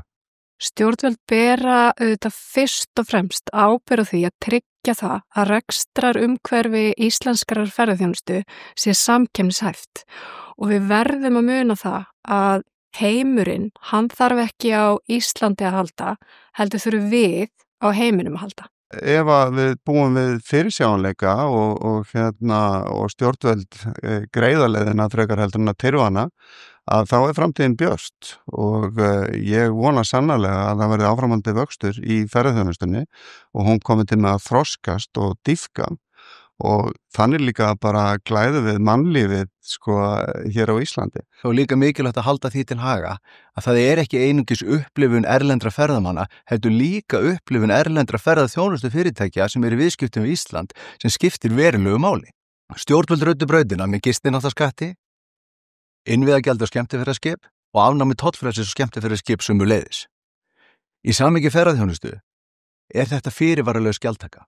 Á bak við þetta allt saman liggur eflaust góður ásetningur sem sá að þeir sem nota að þeir skuli greiða. En hafa ber í huga að gjaldtaka í ferðaþjónustu með minni en 12 til 18 mánaða fyrirvara er ekkert annað en skattur á ferðaþjónustufyrirtæki, hvort sem þau eru íslensk eða erlend.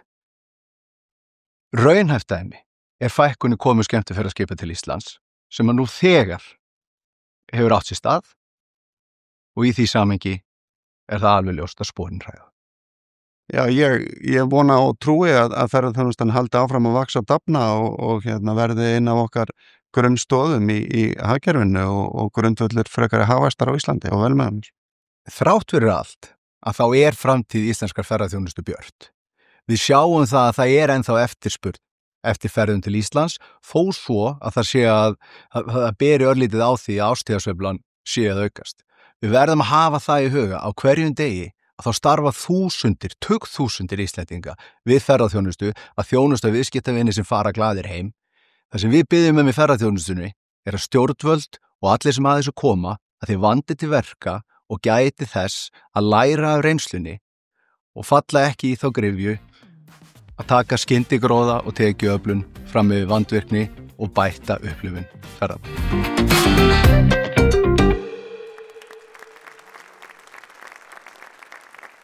Anna Katrín, takk fyrir að vera með okkur. Takk fyrir að bjóða mér og til hamingju með þessa glæsilegu samkomu. Þetta var mjög heimilislegt hjá forsætisráðherra hérna áðan sem sagði basically að Kata ætti að redda þessu. Já.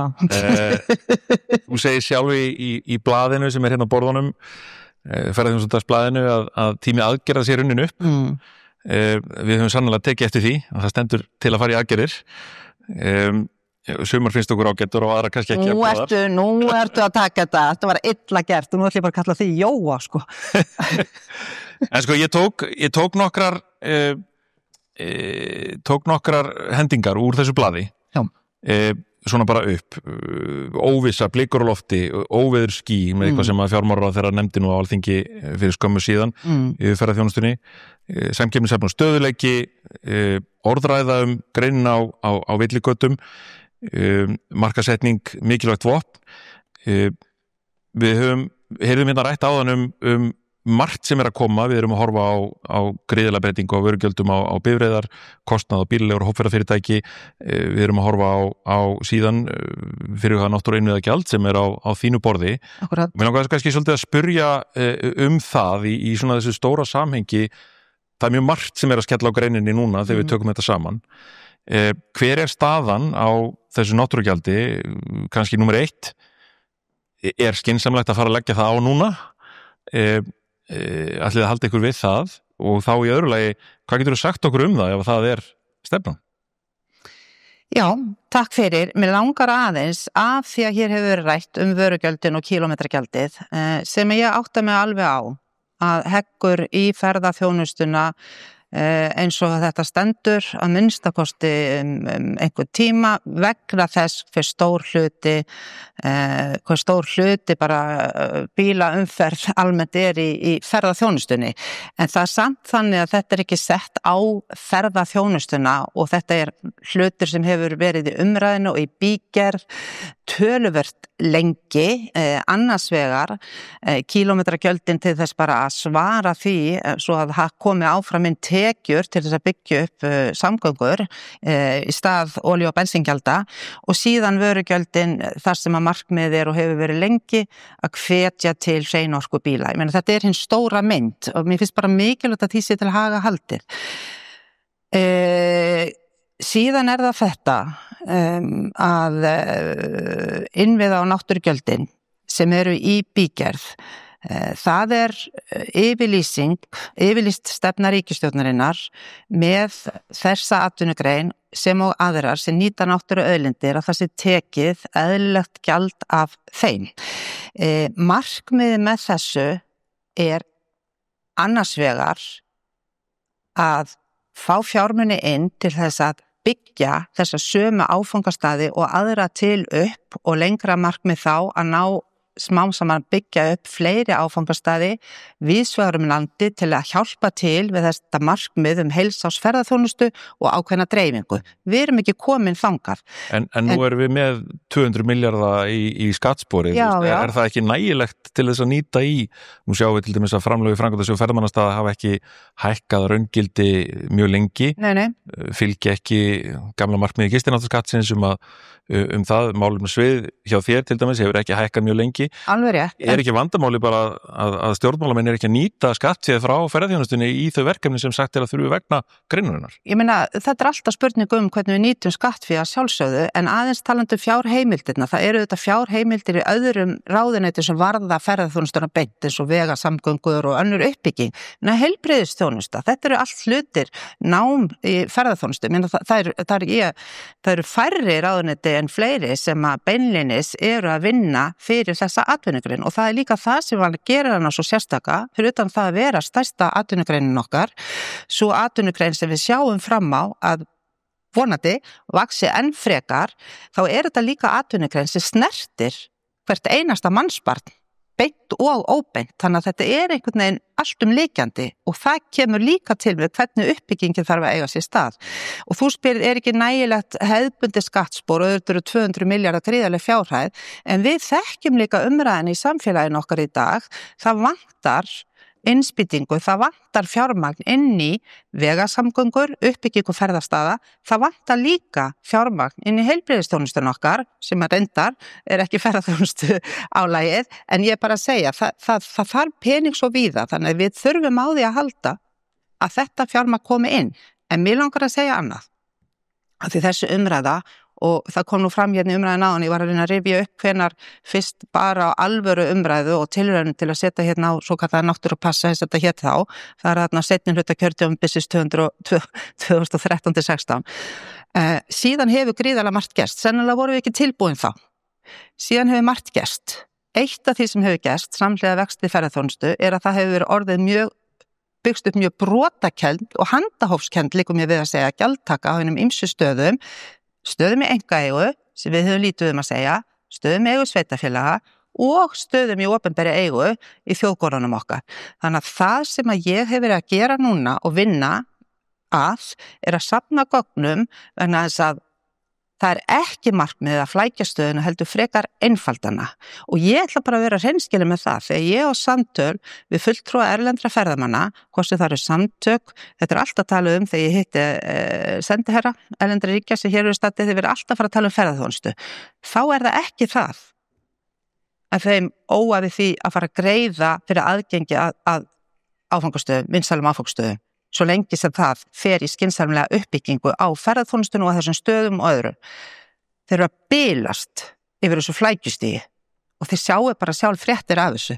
Þetta hluti af vinnunni sem við erum að fara í. Þannig að það einföldun og það skilvirkt kerfi og að því hér kom ég ágætu yfirferð Konráðs áðan, eitt af því sem að mér finnst mikilvægt að við gerum til að efla frekar þessa mikilvæga atvinnugrein að nýta tækninýjungar og það erum við að gera með þessu. Þannig að þetta er að gerast. Það verður alltaf. Ég meina þetta verður betur en það er. Ég ætla bara að leiða mér að fullyrða það. Það er líka að koma mér á óvart hvað rauntölur þessa atvinnugrein eru ekki jafn kerfisbundið safnað og haldið utanum og notaðar eins og ég hefði haldið. Ég ætla bara að segja það. Við getum verið sammála það, gagnaöflun og rannsóknir getur verið og það er erfitt að byggja ofan á þær tölur en maður treysti þeim ekki. Getum við af því sem þú segir skilja að nú nefndur náttúrupassan áðan frá 2014-15 þegar hann fór ekki gegna þá voru sett á bílastæðagjöld sem þjónustugjöld víða land. Má á þér skilja það sem verið að horfa til þess þá að minnka slíka gjaldtöku þá á móti einhvers konar nýju náttúru- og innviðagjaldi? Það er verið að horfa til þess hvernig við getum einfaldað þetta. Það er eiginlega eina sem ég ætla að segja núna. Það verður gjaldtöka, hún verður að stórum hluta nýtti þess að byggja upp þessa atvinnugrein en frekar en líta að koma inn í samneðsluna af því að það er álag á ýmsa þætti sem að bæði íbúar þessa lands og gestir nýta. Við erum með það tölu ferðamenn sem koma til landsins núna á ári þetta það bil 60.000 ferðamenn á dag. Það er þokkalega stórt hlut alltaf þeim sem fyrir eru. Þannig að það þarf að skoða þetta í samhengi. Einmitt. Sko, nú er hérna akkurat þetta, þú segir við þurfum að nýta peningana til þess að byggja upp innviðina og við höfum nú svona síðustu mánuði rætt svolítið það í hvað peningar og svona gjaldi þyrfti að fara í og það er tvennt sem að ég veit að brennur svolítið á fólki varandi það að því gefnu að þetta verði að veruleika sem að ég held að margir krossin og fingur á bakvið bak að það verði ekki en sjáum til hvernig tryggjum við þá að peningarnir í rauninni fari í því umhverfi sem við erum í núna, fjármála umhverfi? Sko, getum við tryggt að peningarnir fari til verkefni eins og markaðssetningar með gríðarleg þörf á og kannski með það sem við höfum svona séð í áskorunum ein mikilvægasta stilliskrúan sem við getum nýtt, einhvers konar framtíðarsýn í því og eins þá í gagnaöflun rannsóknir og uppbyggingu á ferðamannastöðum. Getum við tryggt þetta? Og hins vegar kannski bara sko það er áætlað að leggja fram frumvarp í nóvember, það er bara eftir 10 daga. Er þetta að fara að gerast? Á ég að tala núna? Þetta fyrir spurningin tryggt, þetta er ætlunin. Við þekkjum lögum, opinber fjármál, markaðstekjur og annað slíkt. Ég meina, þetta er það sem við þurfum að gera, það sem við ætlum að gera og þetta er það sem við skynsamlegt að gera ef við ætlum að halda áfram að byggja upp þessa mikilvæga atvinnugrein. Við vitum hvar skóginn kreppir, við þurfum að auka heilsársferðaþjónustu, við þurfum að fjölga stöðum. Við gerum það ekki með því að setja poststimpil á ferðamenn sem kominga og senda þá tvist og bast landið. Við þurfum að tryggja að þeir hafi áhuga og að það setja taka móti þeim víðar en nú er. Og þetta er líka risa mál þegar kemur að því bara að álægja okkar fjölförnustu staði. Það er orðið mjög mikið. Þannig að þetta er svona þetta er það skynsamlega að gera. Ég erfitt fyrir mig að sitja hér og svara þessu öðruvísi en hérna, já. Akkurat. Hvað var hins spurningin? Kemst þetta inn í þingið á okkur? Þetta er í vinslu. Það er mikilvægur að gera þetta vel. Þetta er á dagskrá, þetta fer inn í þing og þetta verður klárað. Mikilvægur að gera vel en hratt. Ég verð nú að segja að ég er ánægð með það svar. Og reyndar ýmislegt af hinum líka. En það sem að mér langar kannski áður við förum hérna og hörfum á aðeins meira af röddum ferðaþjónustunnar það að ég hjó eftir því að forsætisráðherra sagði mjög skýrt hérna áðan að 12 mánaða fyrirvari yrði virtur, þetta verður þannig, segir hún, varandi þetta mál. Á sama tíma þá sjáum við rættum að fyrirvari, það sé búið að sjá fyrir löngu síðan eitthvað sem kom fram að sækja 7 milljarða í vörugjöld og eitthvað slíkt allir kílómetragjaldi allir að það geta gert sér ráð fyrir. Þannig mér nokkað bara snikja á því að fyrirvarin byrjar að tikka sko þegar að málið er samþykkt og við vitum hvað skatturinn heitir, hver hann er, hver á innheimtan, hvað er marga krónur og svo framvegis. Þannig að hann byrjar ekki að tikka sko í mars þegar við vissum að það yrði sett á eitthvað svona. Eftir sammála forsætisráðherra í það 12 mánaða fyrirvarin verði pottþétt virtur. Og við þurfum meina lengri tíma, Jónas, við ætlum að horfa til hártoganum hvenær fyrirvari er og hvenær ekki, en ég þekki þær sérstöku aðstæður sem ferðaþjónustan býr við og átta mig á því og hugmyndin með þessu gjaldi það sem tekja ferðamönnum koma hingað og allar kannanir sína að þeir eru tilbúnir í slíkt gjald, þeir þekkja það eðlilegt, þetta eðlilegasta og hreinlegasta gjaldi sem þetta að taka af ferðamönnum svo lengi sem þeir upplifa að það að fara í þessa staði. Það markmiðið. Þannig að þetta svona. Liggur fyrir. Við ætlum að fá nokkrar raddir í viðbót til þess að horfa á meðan við komum okkur betur fyrir hérna á sviðinu og fáum til okkar fleiri gesti.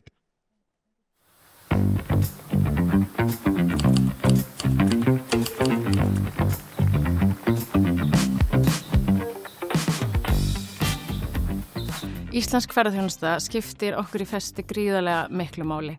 Við erum með 100 útstöðvar land allt á víð og dreif og við finnum það að þetta styður okkur náttúrulega í þeirri fjárfestingu við að byggja upp þessa innviði sem við höfum auðvitað byggt upp í gegnum tíðina en erum að efla enn frekar núna af því eftirspurnin mun meiri. Nú er verið að spá því að vöxturinn sé að minnka verulega og verða kannski aðeins meira viðráðlegri, 3-4% á ári og þá finnst mér vert að spyrja að við spyrjum okkur eru tækifæri kannski að auka gæðin við höfum verið að auka magnið þetta mikið en ég held að við höfum tækifæri til að auka gæðin. Ferðaþjónustan hefur að sumu leyti komið inn sem bjargvættur fyrir landsbyggðina og það kemur fram bæði í nýsköpun og vöruþróun sem á sér stað sem kemur eins og ferskur andblær inn í þessi samfélög og skiptir ótrúlega miklu máli. Og við erum að sjá alveg gríðarlega mörg nýsköpunarfyrirtæki sem eru að verða að stórum stöndugum fyrirtækjum sem skapa störf, sem skapa verðmæti og skila tilbaka inn í bæði ríkiskassan en líka inn í þessi samfélög út á landi og þetta skiptir höfuðmáli. Gætum við dreift þessari hagsæld sem fylgir ferðamönnum betur landið. Auðvitað væri náttúrulega best fyrir ferðaþjónustuna mörgu leyti ef að alþjóðaflugvöllurinn og innanlandsflugvöllurinn væri á sama stað, fólk kæmi inn og þeir bara farangur þeirra fluttur yfir og þeim var bara dreift strax einhvern veginn landið. Hugsanlega ólíklegt að það gerist, en ef við hugsum aðeins lengra fram í tíman eða voru kannski komin 4 milljónir ferðamanna ekki 2,5 að eru þessi staðir á Suðurlandi sem hvað mest ásókn í eins og Gullni hringurinn eða Reynisfjara, Jökulsárlón, hvernig verður upplifunin þegar fjöldin verður orðin svona mikill, þannig að þetta sé tækifæri þar. Það auðvitað stórt og mikið hlutverk stjórnvalda hvernig þau laga og búa að hlutum og þessari umgjörð sem við störfum í raun og veru í íslensk fyrirtæki á íslensku markaði og þegar kannski kemur að ferðaþjónustunni rétt eins og kannski við aðra geira þá skiptir fyrirsjáleiki gríðarlega miklu máli. Það eru fyrirtæki sem við í þeim rekstri sem við erum sem þurfum að vita til langs tíma hvert á að fara, hverjir eru rekstrarrammarnir sem við getum stólað á til þess að fara í langtíma fjárfestingar í að byggja upp þessa innviði og þjónustu sem við viljum gera til framtíðar. Og svo mögum ég gleyma því að við eigum í harðri alþjóðlegri samkeppni við aðra áfangastæði. Til dæmis eins og norðmenn núna sem hafa verið að fara dálítið inn á okkar svona svið þeir eru að auðlýsa náttúruna og norðurljósin og eru norrænt land. Fyrir 10 ára síðan þá vorum við með Inspired by Iceland sem var ótrúlega vel heppnuð herferð og það sem var aðalega tóku sér saman og voru með ein svona saminu skilaboð. Og ég var á ráðstefnu núna daginn hérna í Hörpunni og það var aðlið frá Nordic Seafood Council eða Norwegian Seafood Council og hann var að tala þetta effort þeirra til að markaðssetja laxinn og hann sýndi mynd af föruneyti sem hafði farið til Japan fyrir 40 ára síðan að samfara Japani að nota lax í sushi sem var þá ekki gert og lór með þeim hefur tekist þetta að samfara okkur að borða lax í morgumat, hádegismat kvöldmat, við þurfum að huga að vöruþróun og hugsa hver laxinn okkar í ferðaþjónustunni. Það alveg ótrúlega mikilvægt að stjórnvöld og sveitarfélög byggi undir möguleika fyrirtækja til nýsköpunar og vöruþróunar af því að þannig verða ný verðmæti til og það er alveg gríðarlega mikilvægt að allar forsendur séu til staðar til þess að ungt og efnilegt fólk hafi tækifæri og tök á því að byggja upp sín eigin fyrirtæki og skapa störf og verðmæti þar sem þau eru.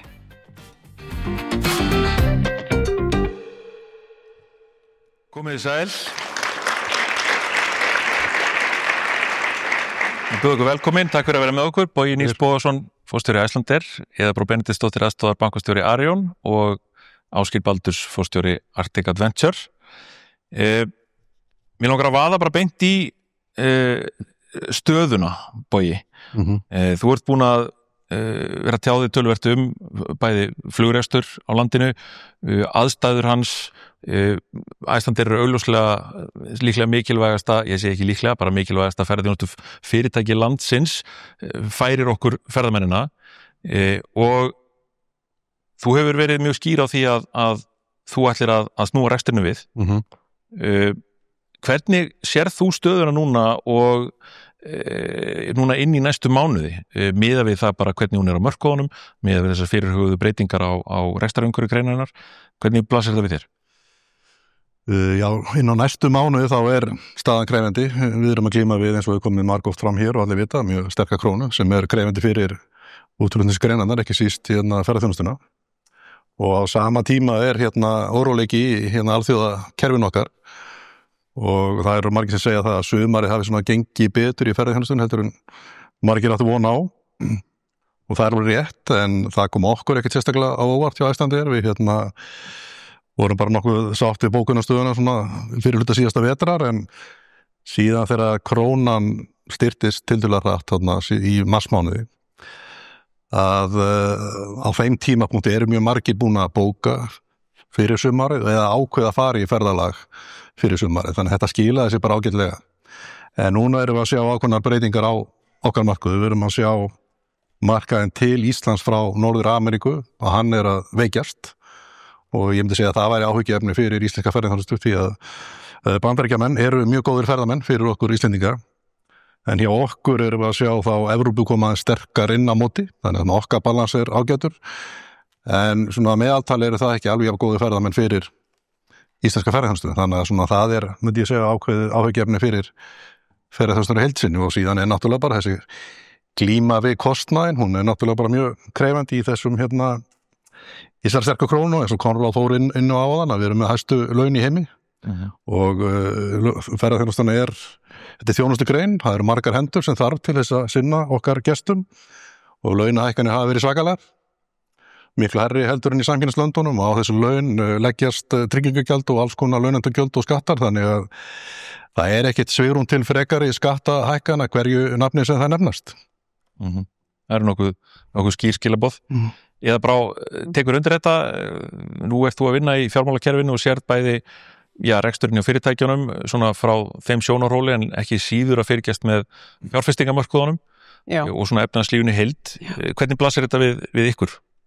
Já, þetta er bara svipa og Bogi var að segja, þú veist, það eru náttúrulega háir vextur og verðbólga ofan á allt hitt, launahækkanir, maður langar kannski líka bara að nefna eins og breytta heimsmynd, þú veist, í Bandaríkjunum sérstaklega, þar hefur verið mikil hækkun á til dæmis verðbréfamörkuðum sem við tala eignabólu, ekki allir sammála það, ef að það breytist að þá náttúrulega er kannski ólíklegra að þeir komi til landsins, þannig að já, ég get nú tekið undir þetta, svo er það náttúrulega flugfélögin, ég var nú að lesa yfir uppgjörðu ykkar í Morgunbogi, sá þarna að þið ætlaði að draga úr í mitt ferðum þangað. Í Norður-Ameríku við erum að breyta á því. Já, þú veist, og ég fór svona að hafa smá áhyggjur af því, bara af því að það er náttúrulega þessi betur borgandi ferðamenn sem er að koma þaðan, þó svo við erum ekkert endilega séð það ennþá, allavega svona samkvæmt tölum, en við erum að sjá það í okkar bókunum. Já, akkurat sko, þannig að já, maður hafði svona áhyggjur af því líka. Já, auðvitað hefur maður áhyggjur af stöðunni, en ég held að sér líka alltaf rosalega mikilvægt að vera bjartsýnn og það hefur nokkur Íslendingum tekist svona í gegnum tíðina að vinna okkur vel út á hlutunum. Einhver sagði við mig á mannamóti markastofuna fyrir rétt eftir COVID að það þýtti ekkert að vera í þessum bransan að vera bjartsýnn, svona eðlisfari. Ásgeir, ert þú bjartsýnn framhaldið, framtíðina þegar þú horfir á þetta úr þínu sæti þar sem þú ert með mjög fjölbreytta ferðaþjónustu allt land, má segja, og augljóst að eiginlega allar þessar skattabrenningar munu hafa áhrif á þitt fyrirtæki. Hvernig lítur þetta út fyrir þér? Ég talsveit miklar á að gera stöðunni og ég held að sumari hafi verið betra í sumara því að á þessum tíma fyrra var krónan mun hagstæðari eitthvað dollar á evru. Þannig að á þeim tíma var fólk að taka ákvarðanir að ferðast til Íslands. Þannig að ég held að við hefum grætt á því og verið búið að bóka. Ég held að óvissan sem framundan í heiminum sem sköpuð af bara pólitísku ástandi og efnahagsástandi í Bandaríkjunum og Evrópu hafi mikil áhrif. Og svo hefur maður líka bara áhyggjur af því að svona óvissan varðandi, ég held að áhrifin af fækkun komu skemmtiferðaskipa muni hafa mjög afleidd áhrif víðsvegar land. Við sjáum strax hvað gerist út á landi eins og Ísafirði, Grundarfirði og fleiri stöðum sem það sem við höfum verið að reyna að dreifa ferðafólki landið. Ég bý að því að reka bæði stóra og litla staði. Ég til dæmis að reka óbyggðasetrið upp í Fljótsdal. Það háð svolítið mikið komu skemmtiferðaskipa og það hefur áhrif þar. Þannig að ég held að sé mikil óvissa. Ég held að sé margir í ferðaþjónustunni, það var svona umræðan á vest-nord en að fólk veri almennt bjartsýnt. Ég held að bókunarstaðan sé mörguleiti góð en ég held að geti vatnað undan fljótlega því að margt af þessu ekki búið að selja. Það einhverja blokkbókun annað slíkt, þannig að ég held að þessi markar mjög kvikur og það að þegar að fólk sér að það minni eftirspurn á hinum endalega markaði, ekki hjá heildsölunum, þá fljótt að cancela eða að afbóka. Þannig að ég ætla svona að vera svolítið leiðilegur og vera aðeins svartsýnn á þetta, en síðan hitt að það ekki heldur gott fyrir ímynd landsins sem ferðaþjónustulands, hvað alltaf skammu fyrirveri og hvað svona, má segja, mikill pólitískur óstöðuleiki hvað varðar ákvarðanir. Það líka bara ímyndamál, að sé ekki hægt að treysta okkur þegar við erum að gefa út verðan og slíkt að koma alltaf einhverja breytingar sem koma í baki á okkur. Þannig að það líka bara ímyndamál sem ekki gott fyrir okkur. Við heyrum þetta sem þú nefnir úr ýmsum áttum núna að byrgjar erlendis, endursöluaðilar Íslandsferða séu uggandi framtíðina. Ísland sé orðið mjög dýrt, dýr áfangastöður, aðrir séu ódýrari. Það tiltölulega auðvelt fyrir ferðaskrifstofu að segja bara, heyrðu, þessi varar ekki seljast hún og dýri tekar hún hillunum, ég setja einhver aðri í staðinn. Svolítið eins og Sigga Magga nefndi áðan, við þurfum kannski meira á þessum aðurum að halda heldur en þeir okkur. Er þetta eitthvað sem að þið hafið áhyggjur af, Bogi og Ásgeir? Já, fyrst vil ég kannski segja bara til þess að rífa okkur upp úr þessu svartnætti. Ég hef gríðarlega mikla trú á íslenska ferðaþjónustu og tækifæri til framönda fyrir íslenska ferðaþjónustu, fyrir okkar leiðakerfi og við þurfum náttúrulega sjálfsögðu að spila rétt úr þessu til þess að við getum gripið þessi tækifæri. En eins og Ásgeir, maður hefur svona aðeins áhyggjur af nærtímanum og auðvitað það þannig að þegar þú ert bara eins og við þegar við ákveða að fara eitthvað, þá erum við að skoða ýmsa staði og upplifun skiptir einhverju máli og ekki síður bara hvað kostar að fara á þangað og konur að fá vilja verið áðan að bara staðan í Noregi allt önnur heldur en á Íslandi í dag, bara kostnaðurinn við að heimsækja Noreg versus að heimsækja Ísland, það bara allt annað dæmi og þetta ekkit ólíkir áfangastaðir, þannig að það er mjög eðlilegt að ferðaþjónustu aðilar svona fara breyta áherslunum í sínum hillum og það að sjálfsögðu áhyggjuefni til skemmri tíma.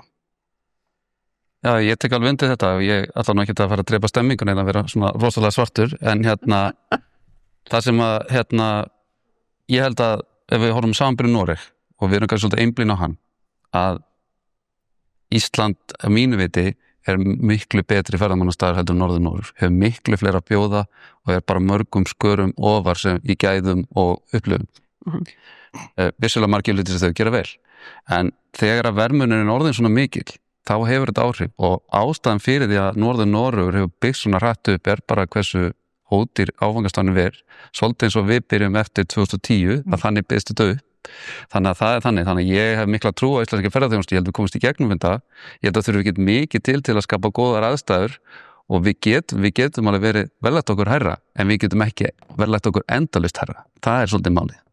Við náttúrulega horfum á Norður-Noreg núna og sjáum að fjöldi fluga inn á Tromsö hefur margvaldast. Það má segja að þeir séu kannski líka núna að læra það sem við lærðum eftir okkar sprengjuvöxt, að það þarf að passa innviðarnir fylgi, það er svona ýmislegt sem tekur á þar, þannig að kannski lenda þeir í vandræðum og það hendar okkur. Ekki það ég ætla að vera með eitthvað þórðagleði hérna, en þú veist, svona er þetta. En ef við horfum á bara tækifærin aðeins í þessu eða brá, sko, þegar þú horfir á þennan bransa og efnahagslífið og fjárfestingarnar og svona þessu stöðu, þú veist, hvar liggja tækifærin í ferðaþjónustunni í samhengi við verðmætasköpun fyrir samfélagið? Já, ég náttúrulega mér finnst bara náttúrulega þurfum að nýta okkar hugvit, þú veist, nýta okkar kraft, nýta náttúrun okkar, tæknin er rosalega mikilvæg líka þar og það þarf bara að taka höndum saman og vera með skýra stefnumótun, bara hvers konar ferðamannaland viljum við vera. Mér finnst alveg augljós sjálfri að við eigum að bjóða upp á gæði, það verður alltaf dýrt að koma engað. Já, það er svona kannski með helsta og við erum að koma kaflaskilum eins og greiningadeildin okkar er að gera ráð fyrir að það komi hérna sami fjöldi ferðamanna á næsta ári og þá þurfum við að hugsa hvernig ferðamenn eru það sem að koma engað. Mér langar líka eins svona að ég hef nú ferðast mikið sjálf Evrópu, keyrt vegi þar.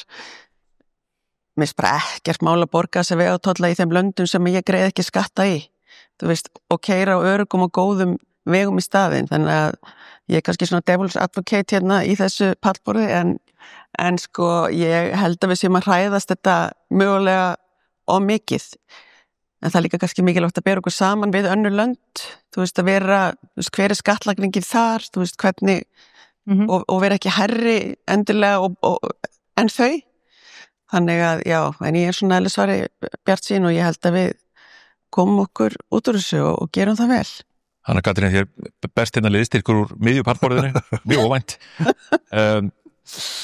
Þegar við horfum á þetta, tækifærin, þú hefur verið að gagnaöflunin og annað þér hefur verið tíðrætt þetta að þú vilt taka ákvarðanir byggðar á gögnum. Þið hafi verið að skoða núna undanfarna mánuði einmitt þennan samanburð við önnur lönd. Akkurat. Og hvernig gjaldtökun er háttað hér heima, hvert peningarnir fara, hvert þetta flæðir. Hvað ertu að sjá út úr þessu sem kannski gefur okkur einhvers konar tækifæri? Hvaða tækifæri sérðu í þessum stöðum og eins og úr þessu gögnum sem að þið hafa verið að skoða? Já, það er rétt. Við höfum verið að skoða annars vegar hvernig gjaldtökunni er háttað hér heima akkurat núna og eins og ég nefndi að það er svona mjög brotakent og það er ekki gott og það er eitt af því sem við þurfum að laga og ætlum að laga og síðan er það hvernig gjaldtöku er háttað og við tókum svona löndin kringum okkur og fókusurum á þessi lönd sem eru svona okkar helstu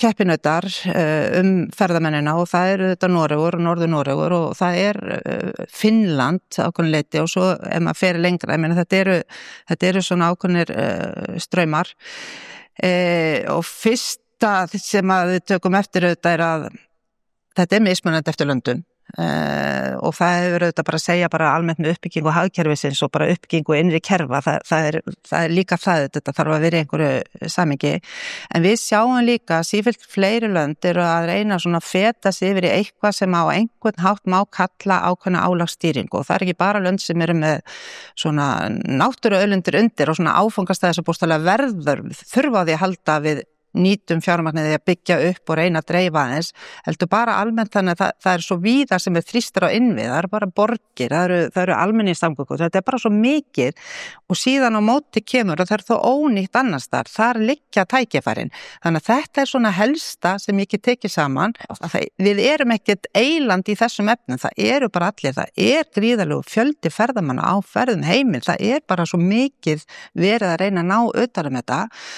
Tækifærin eru hins vegar alveg mjög mörg, ég meina við á sama tíma og við erum að tala um að það eru ákveðnir áfangastæðir sem eru svona komnir að einhverjum þolmörkum að minnsta kosti með að við núverandi stöðu þeirra, þá eru aðrir sem við þekkjum sem heimamenn sem eru ekkert minna áhugaverðir að sækja og það liggja svo mikil tækifæri þar líka í því að tryggja sem mest vetrar þjónustu eða heilsársferðarþjónustu, en þess að við getum náttúrulega ekki gengið út frá því og það væri bara frálegt fyrir fjárfesta að fara að byggja upp mjög dýra innviði, hvort það er í gistingu eða afþreyingu, hvað það er, fyrir 3 til 4 mánaða. Þú þekkir þá nú heldur betur úr flugrekstrinum, það er ekki svo langt síðan Icelandair var í þessum sporum.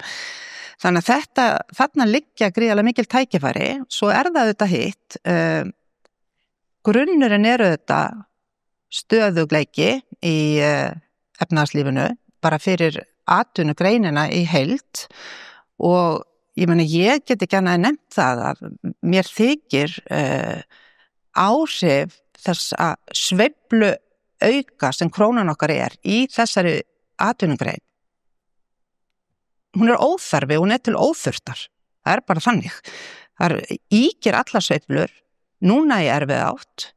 Þegar þetta breytist, af því það er eðlilega hagsveifla, þá slaka allir svolítið á, þá koma tiltölulega þægilegi peningar í kassan og hvað gera þeir?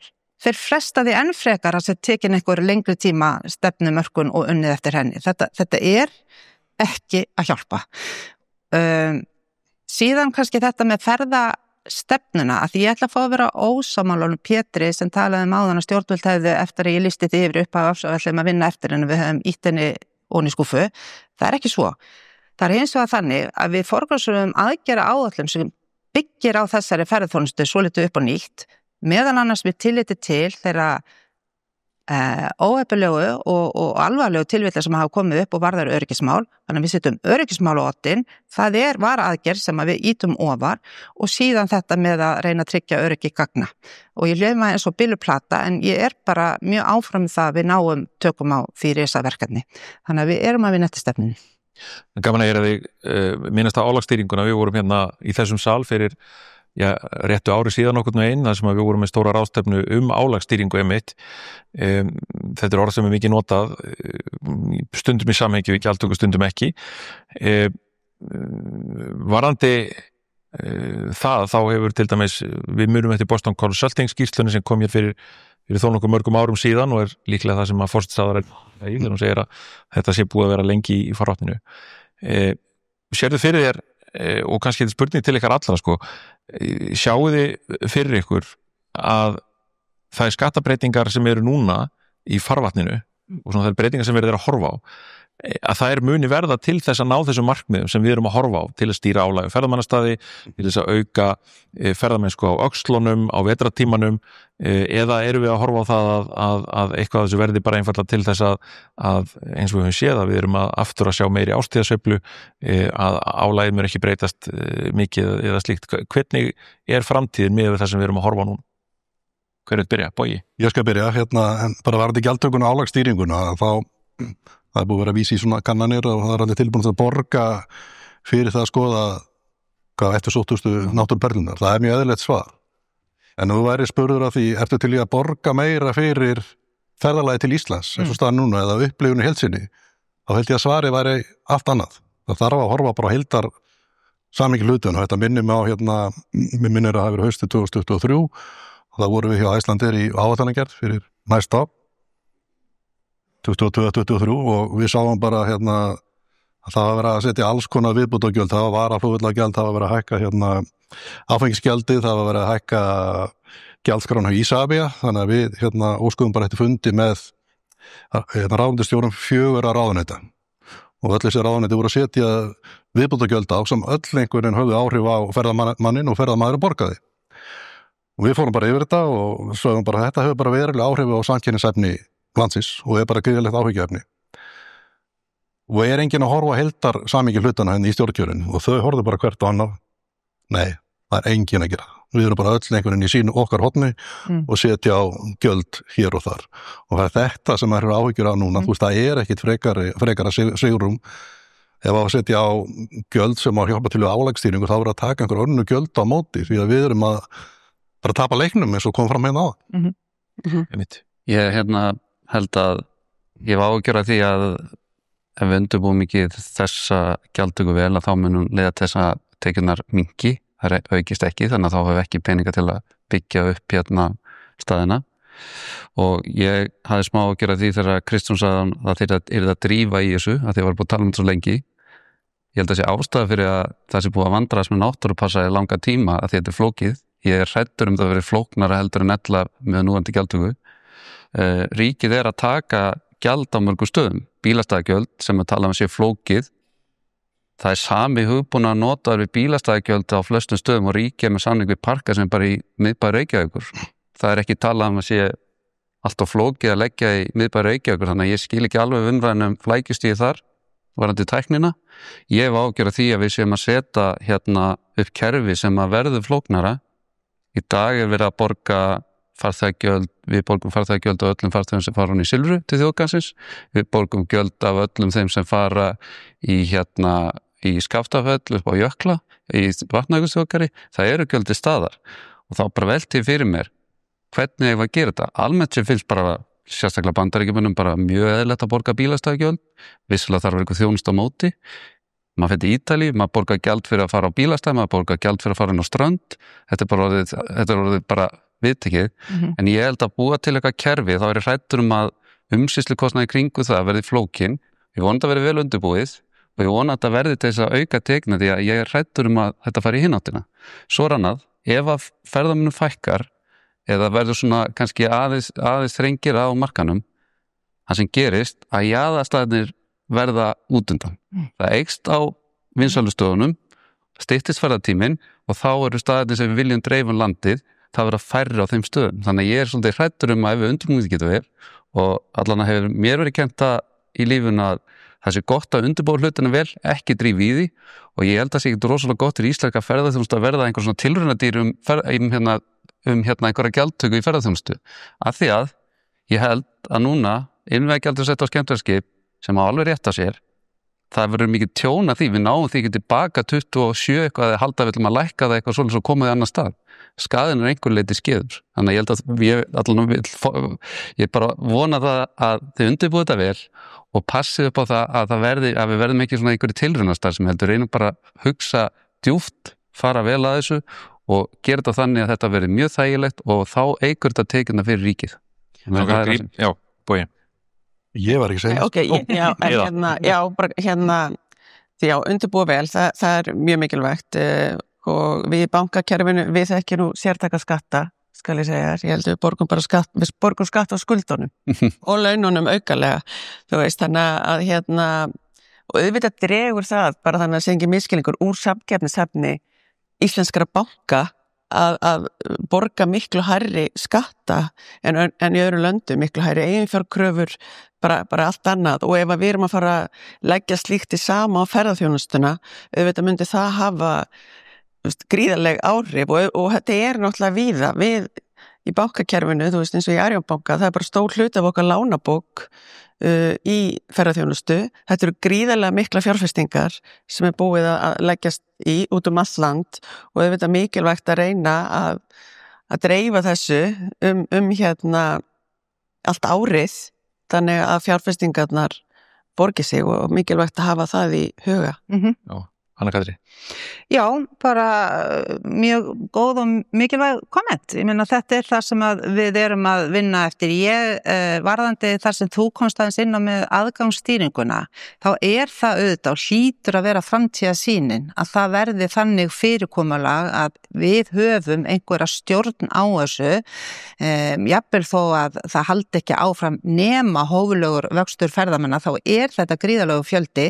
Við erum alls ekki komin þangað núna að geta það, af því að við getum náttúrulega ekki heft aðgang eða ekki að mínu mati, það myndi koma ferðaþjónustunni illa sem atvinnugrein en við ferum að hefta aðgang á ákveðna mjög vinsæla staði án þess að vera tilbúin að taka mótið þeim annar staðar á landinu. Minna, það er verkefnið, en ég sé þetta og það þarf eiginlega að gerast innan ekki mjög margra ára við náum þannig tökum á þessu að þegar við erum búin að byggja upp, þannig að við getum fara að tala alvöru, heilsársþjónustu, alvöru, dreifingu ferðamanna sem er sérstakt hugtak en þið veitir hvað ég meina, að þá eru við komin á þann stað, við getum fara einhvern veginn að leika okkur með það að átt okkur á því hvort það er ástíðabundi, hverjir fara hvenar og svo framvegis. Þannig að það er auðvitað sína, þannig að náðu tökum á þessari atvinnugrein sem að ég er mjög bjartsýn fyrir hönd hennar og ef ég má kannski aðeins af því að það eru þetta blikur á lofti af ýmsum ástæðum og bara þessi geopolítiska staða sem við búum við og við sjáum þetta hefur áhrif á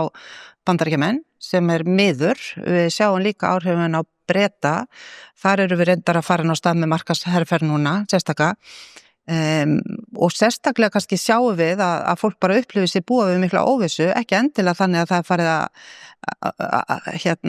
hafna á dalnum hjá þeim, en það er bara farið að búa sér svo mikla óvissu, það paktar og skuldbindur sig seinna en áður, en það eru tækifæri í þessu stöðu líka. Við erum hér, við erum öruggt land, við erum friðsælt, hér eru lýðræði, hér eru mannréttindi hávegum höfð, við erum bara, það er gott að koma til okkar, það er gott og það er öruggt og svo bætist við að við búum yfir þessari hreinu orku, þannig að ég ætla ekki að segja, ég meina það eru bara tækifæri í þessari stöðu fyrir okkur líka, þannig að ég myndi segja að við ættum að líta töluvert til þess í markasetningunni líka, ekki bara náttúrunni heldur bara á þessum tímum núna þá er bara gott að koma til Íslands. Ég ætla að ræða þessu markasetninguna eftir, mér langar að grípa það sem þið voru að segja samkeppnishæfnina. Þannig að allt sem gert hefur áhrif á samkeppnishæfnina og eins og komið fram þá höfum við verið að tapa samkeppnishæfni gagnvart okkar helstu samkeppnislöndum. Hvað getum við gert til þess að bæta þá stöðu? Hvað þarf að gera bara núna til þess að bæta samkeppnishæfni greinarinnar, hvort sem er þá innanlands eða í alþjóðlegu samhengi? Bogi?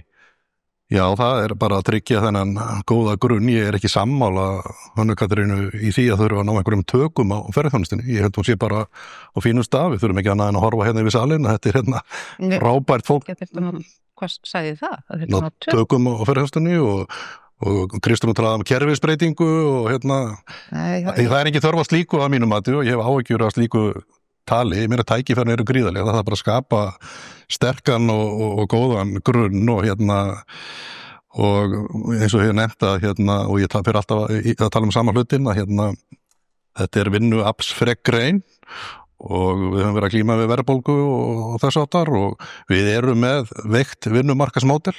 Við erum að hækka laun hér langt umfram það sem að gerist hérna í kringum okkur og það hefur verið áhrif á samkeppnishæfnina ef við kemumst yfir í taktin sem er á Norðurlöndunum, það sem að útflutningsgreinarnar, þar á meðal ferðaþjónustan, ráða því hvaða svigrúm er til staðar, þá held ég að við værum að styrkja samkeppnishæfnina til verulega til framtíðar fyrir ferðaþjónustuna og aðrar útflutningsgreinar. Já, bra. Já, kannski hérna, maður svona velti fyrir sér eftir fall WOW, ekki Play, hvort það hafi farið á stað bara nægileg svona aðlögun í kerfinu. COVID kemur fljótlega eftir þessum öllum tilherrandi styrkjum, mögulega á greinin bara svolítið eftir að fara í gegnum það, ég veit ekki, þið þekkið það betur, en hérna, já, og bera okkur saman við aðra þjóðir, að vera ekki með meiri gjöld en aðra þjóðir og gæðin, ef við horfum bara hérna hóteli við hliðina, ég held að það var fyrsta 5-stjörnu hótel á Íslandi, þetta er bara algjörlega nýr markhópur. Þannig að, já, það er ýmislegt að gera. Ásgeir? Ég held að hérna, kannski bara eins og segi, fyrirsjáanleiki, stöðuleiki, hérna, og gott samtal stjórnvalda við greinina geti hjálpað. Ég held reynda líka almennt bara að svona bætt staða í efnahagsmálum, þar að segja, lægri vextir, meiri stöðuleiki þar, myndi skipta miklu máli. Þannig að það er það sem skiptir fyrir umhverfið okkar. Ég er ekki sammála því að þurfi kerfisbreytingu í ferðaþjónustu eða eitthvað slíkt. Ég held að allir sem að horfa á þetta utanfrá horfi á íslenska ferðaþjónustu sem svona successful story en ekki eitthvað sérstætt vandamál. Sammála því. Og þegar ég er svolítið hugsi við því að það þurfi að sætta ákveðna hópa, þá velti ég bara fyrir mig við hvernig vera að tala. Er þetta, þú veist, hver er viðmælendunir ef að hluti að því að það þurfi að leggja einhverju álur og er að sætta hópa, því ég held almennt að viðþótti ferðaþjónustan sé gott og ég held að viðþótt til hérna bæði þeirra sem eru á njótunar og líka almennt almennings. Vissulega er umræðan stundum hérna svolítið neikvæð, en ég held að það sé ekki, ég held að þurfi ekki að fara í aðgerðaáætlun til að búa til sátt með þjóðunum ferðaþjónustan. Ég held að þjóðun sé heilt yfir sátt við hann. Og þetta skapar fjölmörg störf, 32.000 manns vinna í ferðaþjónustu. Já, bara frábæra veitingastæði fyrir okkur hinn og afþreyingu út allt land og bara sem íslensku neytandi, ég er bara mjög þakklátt. Já, svo vinnur þetta allt saman, hérna, ef við tölum atvinnustefnuna, það væri frekar erfitt að ná hátækni fyrirtæki til landsins og lyfja fyrirtækjum ef við værum ekki með sterkt leiðakerfi og sterkt leiðakerfi þarf á sterkari ferðaþjónustu að halda og frábæra veitingastöðum og þess að það. Þetta hangir allt saman. Frábæra flugsamgangur. Áður en við slútum þessu við einhverja 40 sekúndur eftir, Anna Katrín, svona, ég veit þú ert með tíma hérna á eftir til þess að koma fram, en svona til að ljúka þessu hér, samkeppnishæfnin og tækifærin, hvar eru stjórnvöld tilbúin að keyra svolítið á þetta, auka samkeppnishæfni greinarinnar? Ég meina, það er búið að drepa svo sem á þessu öllu hérna. Það er bara mjög mikilvægt samspil stjórnvalda og greinarinnar sjálfur. En ég verða þess að fá að því ég bara hafna því að ég verið að tala hér að hér þurfa að taka til eða kerfisfræði. Það er bara alls ekki þannig sem ég talaði. Þannig að mér þykir mjög óþægilegt ef það er einhverju loka skilabók hér að það sé þannig sem ég líti á þessa atvinnugrein og til mig bara hvorki hafa unnið þannig niður tala þannig. Þannig að ég hef þá bara sagt eitthvað sem að hefur verið auðvelt að miskilja. Tækifærin eru mýmörg, við þurfum auðvitað að ná hérna stöðu og efnahagslíf, við erum búin að fara yfir þetta, ég sé fyrir mér að við erum eftir að ná góðum vexti í ferðaþjónustunni viðvarandi og hún haldi áfram að vera okkar stærsta og öflugasta atvinnugrein og við höfum ekki farið einu sinni ná tíma til að tala hér hvað þetta skiptir líka miklu máli bara fyrir landsmenn alla, sá fjölbreytileiki, ég ólst upp á tímum sem að það voru 2 veitingastæðir í Reykjavík held ég og þau voru ekki allir opnir, hvoru voru opin allan á sig syngi, þetta var bara veruleikin og almáttu hvað þetta hefur breyst mikið. Við þurfum að herða okkur í markaðssetningu og stærsta held ég einstaka breytingin sem við þurfum að áorka þar er að hætta að líta á þetta sem átaksverkefni sem við grípum til þegar við sjáum að það er eitthvað að dala. Við þetta bara að vera viðvarandi hjá okkur, það er verkefnið og laga okkur bara að þeim breytingum sem eru í heiminum, það eru þó svo að okkar mikilvægustu þessi blikur á lofti varandi okkur mikilvægustu viðskiptahópa núna, þá eru aðrir sem eru algjörlega óplægðir akrar, aðrir hópar og hérna tækifærin eru mýmörg, þannig að ég er mjög bjartsýn fyrir hönd þessari atvinnugreinar. Það er gaman að heyra, ég þakka ykkur kærlega fyrir spjallið og nú stöndum við upp og ég ætla að fá að nýta hérna 1 eða 2 mínútur til þess að ræða markaðssetningu, þannig að kæra þakki fyrir. Takk fyrir. Takk fyrir. Takk fyrir. Kæru vinir, það er þannig að það var í gær kveikt á nýjustu markaðssetningarherferð Íslandsstofu og í tilefni af því þá langar okkur aðeins að nefna mikilvægi markaðssetningar eða neytendamarkaðssetningar. Ég stundu spurður að því þegar ég nefni þetta málefni að ríkið þurfi að taka þátt í markaðssetningu fyrir ferðaþjónustu, býtu ekki fyrirtækin bara að gera þetta. Sumir af þingmönnunum hér í salnum eru sekir þessa spurningu og ýmsir aðrir sem ég ræði við, fjölmiðlamenn, og þá segi ég gjarnan, jú, en markaðssetning er tvenns konar, hún er annars vegar brandmarkaðssetning, hver eru við? Vill ekki ríkið hafa eitthvað það að gera, hvernig alþjóða heimurinn sér Ísland? Jú, það er skynsamlegt. Þetta gera öll lönd í Evrópu. Ríkið tekur þátt í brandmarkaðssetningunni, síðan er það sölumarkaðssetningin og þá segja ég, jú, fyrirtækin eru sjáuðu til að leggja svona, við metum að segja svona það bil 6 milljarðar að minnstakosti á ári í slíka markaðssetningu samtals hér á landi. Það væri voða næs ef að ríkið væri til í að koma með svona eins og 1 milljarð á móti því til þess að það geti bánsað hvert af öðru eins og það þarf að gera til þess að marketing virki. Og til að setja þetta í samhengi, þá hefur verið eiginlega algjört fjármagnsstopp núna frá árinu 2022 í neytendamarkaðssetningu af hálfu ríkisins. Við erum með 200 milljóna verkefni núna. Já, rúm 60% af því fari í það undirbúa og búa til efnið og þá er birtingakostnaðurinn orðinn ansi lítill. Enda er það svo, og þetta er mjög gott praktískt dæmi það hvað markaðssetning kostar og hvers vegna við erum að biðja að þetta verði gert með 5 ára framtíðarsýn, með tryggðu fjármagni á hverju ári, vegna þess að herferðin verður í birtingu á einu markaðslandi, í Bretlandi, dagana 22. október til 15. desember og þá er penningurinn búinn. Og það eru engir penningar áætlaðir í að taka þetta efni og halda því áfram, hvað þá að dreifa því á aðra markaði eða búa til efni sem hentar þar. Bara þannig að þeir sem þetta sýsla í nefndum Alþingis átti sig á því hér í salnum hvað við erum að tala um. En að því sögðu, þá ætlum við að sýna þetta efni sem er stór skemmtilegt og passar við svona þetta tongue-in-cheek moment sem að íslensk markaðssetning á ferðaþjónustu hefur gert svo vel og fengið velun fyrir undanfarin ár. Þannig að við þökkum kærlega fyrir okkur hér úr panelum og vonum að þetta falli okkur vel í geð og það nái góðum árangri og svo vonumst við eftir því að við fáum styrk til að halda þessu áfram. So, when do you think we'll see them? According to my calculations, they should be out by now. According to my eyeballs, they are not. Hi, my name's Nigel. I'm Helga. Hi, I'm Doug. And we are the Alliance of Ultra-Reliable Observers ready for aurora spotting, or auroras. It is an acronym. Yep. As passionate pursuers of the Aurora Borealis, we came to Iceland because they're visible anywhere. I actually came to Iceland to clear my head after a messy breakup. Sustained human romantic connections are an illusion, much like the geomagnetic activities which we call the Northern Lights. But there is an undeniable beauty in the pursuit of both. I just wanted to see whales.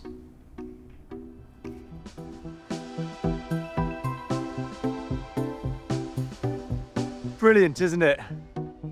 That's nice. So, where's the best place to see them? Well, they permeate the entire atmosphere, so coordinates are irrelevant. To miss them would be a virtual impossibility. What my associate means is that you can see them almost anywhere. That is what I communicated. Yes, I just was putting it slightly differently. No, thank you. Okay.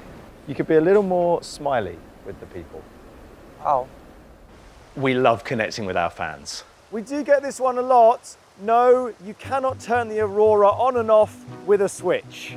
We have 33 followers. Well, yes, who's counting? Really? I am. Of course, it can't be all aurora all the time, but luckily, there's lots of other lovely things to do in Iceland in our downtime. Lovely and warm. Yes. It helps you briefly escape the perpetual pain and suffering that is the human condition. The Auroras is all about camaraderie, a shared passion for this magical, wondrous phenomena. So although we seem really rather exclusive, any true Aurora aficionado is welcome to join our alliance. Perhaps we'll call ourselves the More-Auroras.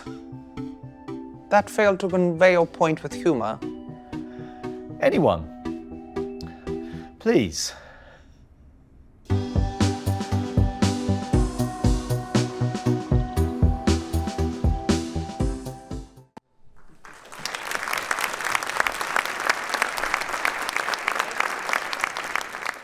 Virkilega ánægilegt að sjá þetta flotta myndband frá Íslandsstofu en eins og Jóhannes kom inn á einn aðan þá þurfum við meira svona, miklu meira. En nú fyrir við að slá loka tónin í þetta hér dag. En áður en við gerum það, þá ætlar ráðherra ferðamála, Hanna Katrín Friðriksson, að ávarpa fundinn og segja nokkur orð. Velkomin aftur upp á svið, Hanna Kata.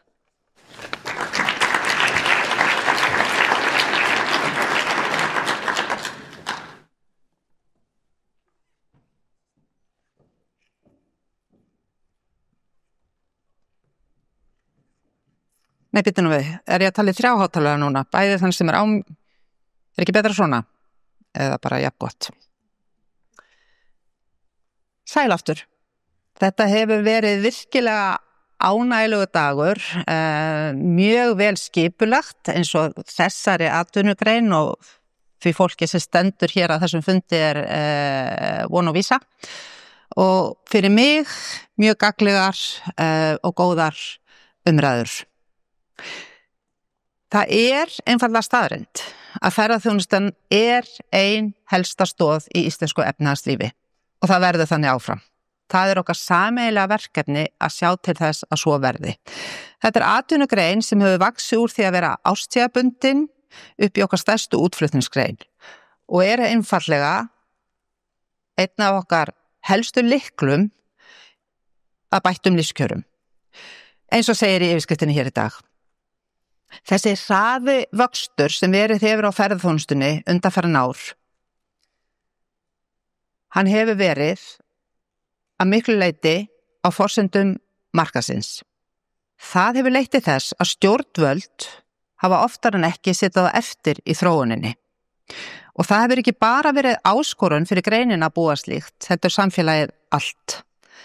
Barnið vex sem brókin ekki, segir einhverstaðar í máltæki og brókin þá stjórnvöld í þessu samhengi.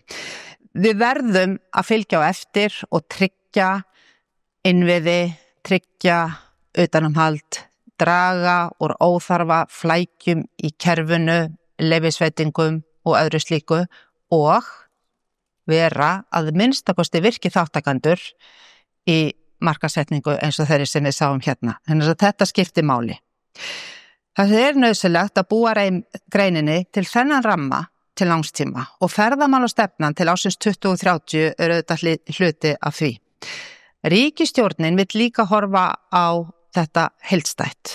Það er markmiðið með mótun atvinnustefnu fyrir Ísland til ársins 2035. Markmiðið að sú stefna verði grundvöllur fyrir skýrari forgangsröðun og fyrir auknu jafnvægi á milli atvinnugreina. Það sem við tökum mið af efnahagslegum, samfélagslegum og umhverfislegum hagsmunum og myndum þannig heildstæða mynd fyrir atvinnulífið þar sem ferðaþjónustan fyrir auðvitað sinn sess. Við komum hér aðeins inn á áðan mikilvægi þess að nota tæknina. Ekki bara í einhverju hefðbundum tæknigreinum, tæknin er gríðarlega mikilvægt líka fyrir framþróun ferðaþjónustu. Nýsköpun mun eiga sér stað, ekki síður í ferðaþjónustu en í einhverjum greinum sem við vitum ekki í dag hver eru. Það er málið, það er þannig sem við þurfum að tryggja og byggja undir þennan ramma. Það stundum verið að tala ofboðslega mikla og frábæra þróun, nýsköpunar og tækniþróunar í sjávarútvegi. Það var ekki þannig fyrir einhverjum áratugum síðan. Ferðaþjónustan á alla möguleika í að vaksa bæði á hefðbundi þátt en líka í þessa átt. Og það er ekki síst markmið með því að búa greininni ramman innan atvinnustefnunar í heild. Varðandi stöðu ferðaþjónustunnar í dag, eins og við erum búin að fara yfir svolítið í samtalinu, það átti atvinnugreinin gott sumar og gott haust, þar sem voru slegið met í komu ferðamanna í hótelnýtingu og í neyslu. En það eru blikunar lofti varðandi bókunarstöðuna sem er ekki góð og aðrir þættir bíta, til dæmis eins og komið hefur fram, hátt gengi krónunar og síðan kemur auðvitað fallplein, þó að það hafi ekki haft viðlíka áhrif og þegar WOW féll fyrir nokkrum árum, en mun auðvitað hafa áhrif á annars vegar flugfargjöld og farþegafjölda sennilega á næstunni. Spár fyrir komandi mánuði er ekki alveg skýrar. Sumar er að spá aukningu, aðrar stöðu og ástandi, en ef að við sjáum, eins og ég trúi, fram á hóflega vöxt, þá gefur það okkur tækifæri til að stuðla áfram að sjálfbæri þróun til framtíðar í samræmi við gildandi ferðamálastefnu. Þannig að það eru mikil tækifæri framundan. Við erum með frábæra vöru í höndum, einstakann áfangastað og við vitum að endurkomin hlutfalli er gott, það er sennilega besti mælikvarðinn og það eru mikil tækifæri í því. Þannig að fólk er búið að fara á einn áfangastað, kemur aftur og fer eitthvað annað. Þetta er verkefnið og talandi dreifingu ferðamanna, þá er auðvitað dreifing á flugi líka lykilatriði. Það er tækifæri í auknu beinu flugi til Akureyrar, það er líka tækifæri þegar kemur að fluginu til Egilsstaða. Þannig að það er enn eitt verkefnið. Og ég tek bara undir síðan þessar háværu raddir sem ég heyrt innan greinarinnar og hefur sannarlega verið rætt hér líka að ríki komi með sterkari hætti inn í markasetningu á Íslandi sem áfangastað og ég ítrykka þá afstöðu mína að þetta verður að vera viðvarandi, þetta bara vera hluti af því hvernig við erum að vinna þessari og búa þessari atvinnugrein sitt umhverfi en ekki þetta átak sem að síðan dettur niður, það tekur svo mikla orku og er ekki góð nýting á fjármunum. Síðan er það þetta verkefni að taka gjald fyrir nýtingu á náttúruauðlindunum og ég bara hef boðað þetta frumvarp og ég heyri bara hátt og skýrt og það sem hefur komið fram hér og það er svo sem sama samtali ég hefur verið að taka við forystufólk í greininni, þannig við erum að vinna þetta áfram. Pólitísk sýn ríkisstjórnarinnar er að náttúru- og innviðagjaldi snúast nýtingu á náttúruauðlindum, annars vegar hvernig þjóðin nýtur góðs af því og síðan að við vendum hana eins og við getum. Þannig að þetta er stóra verkefnið. Ég ætla eiginlega ekkert að hafa þetta mikið lengra. Mér hefur þótt þetta samtal gríðarlega gott. Ég hlakka til að koma ef að þetta verður aftur að ári og mér boðið hingað og þá erum við kannski vonandi að tala meira bjartar horfur framöndan og allan mögulega máta bæði hér innanlands og á alþjóða vettvangi. Vil bara ítrykka að lokum.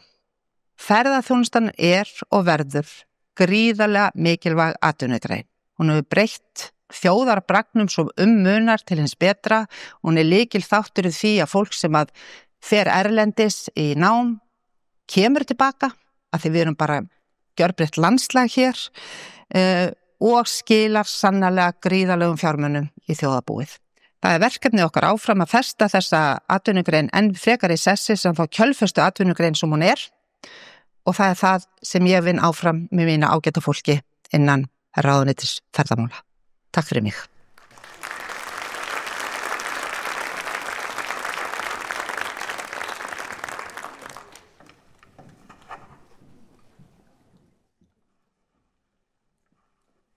Þakka kærlega fyrir þetta, Hanna Katrín. Það alveg ljóst að samtalið rétt að byrja.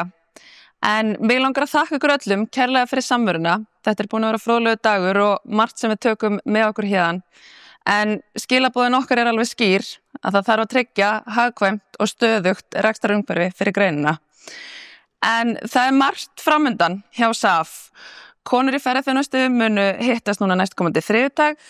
Við munum kynna skattsporgreinarinnar fyrir árið 2024 í byrjun desember og ýmislegt fleira í vændum. Og ég hvet ykkur því öll til að fylgjast vel með miðlum SAF.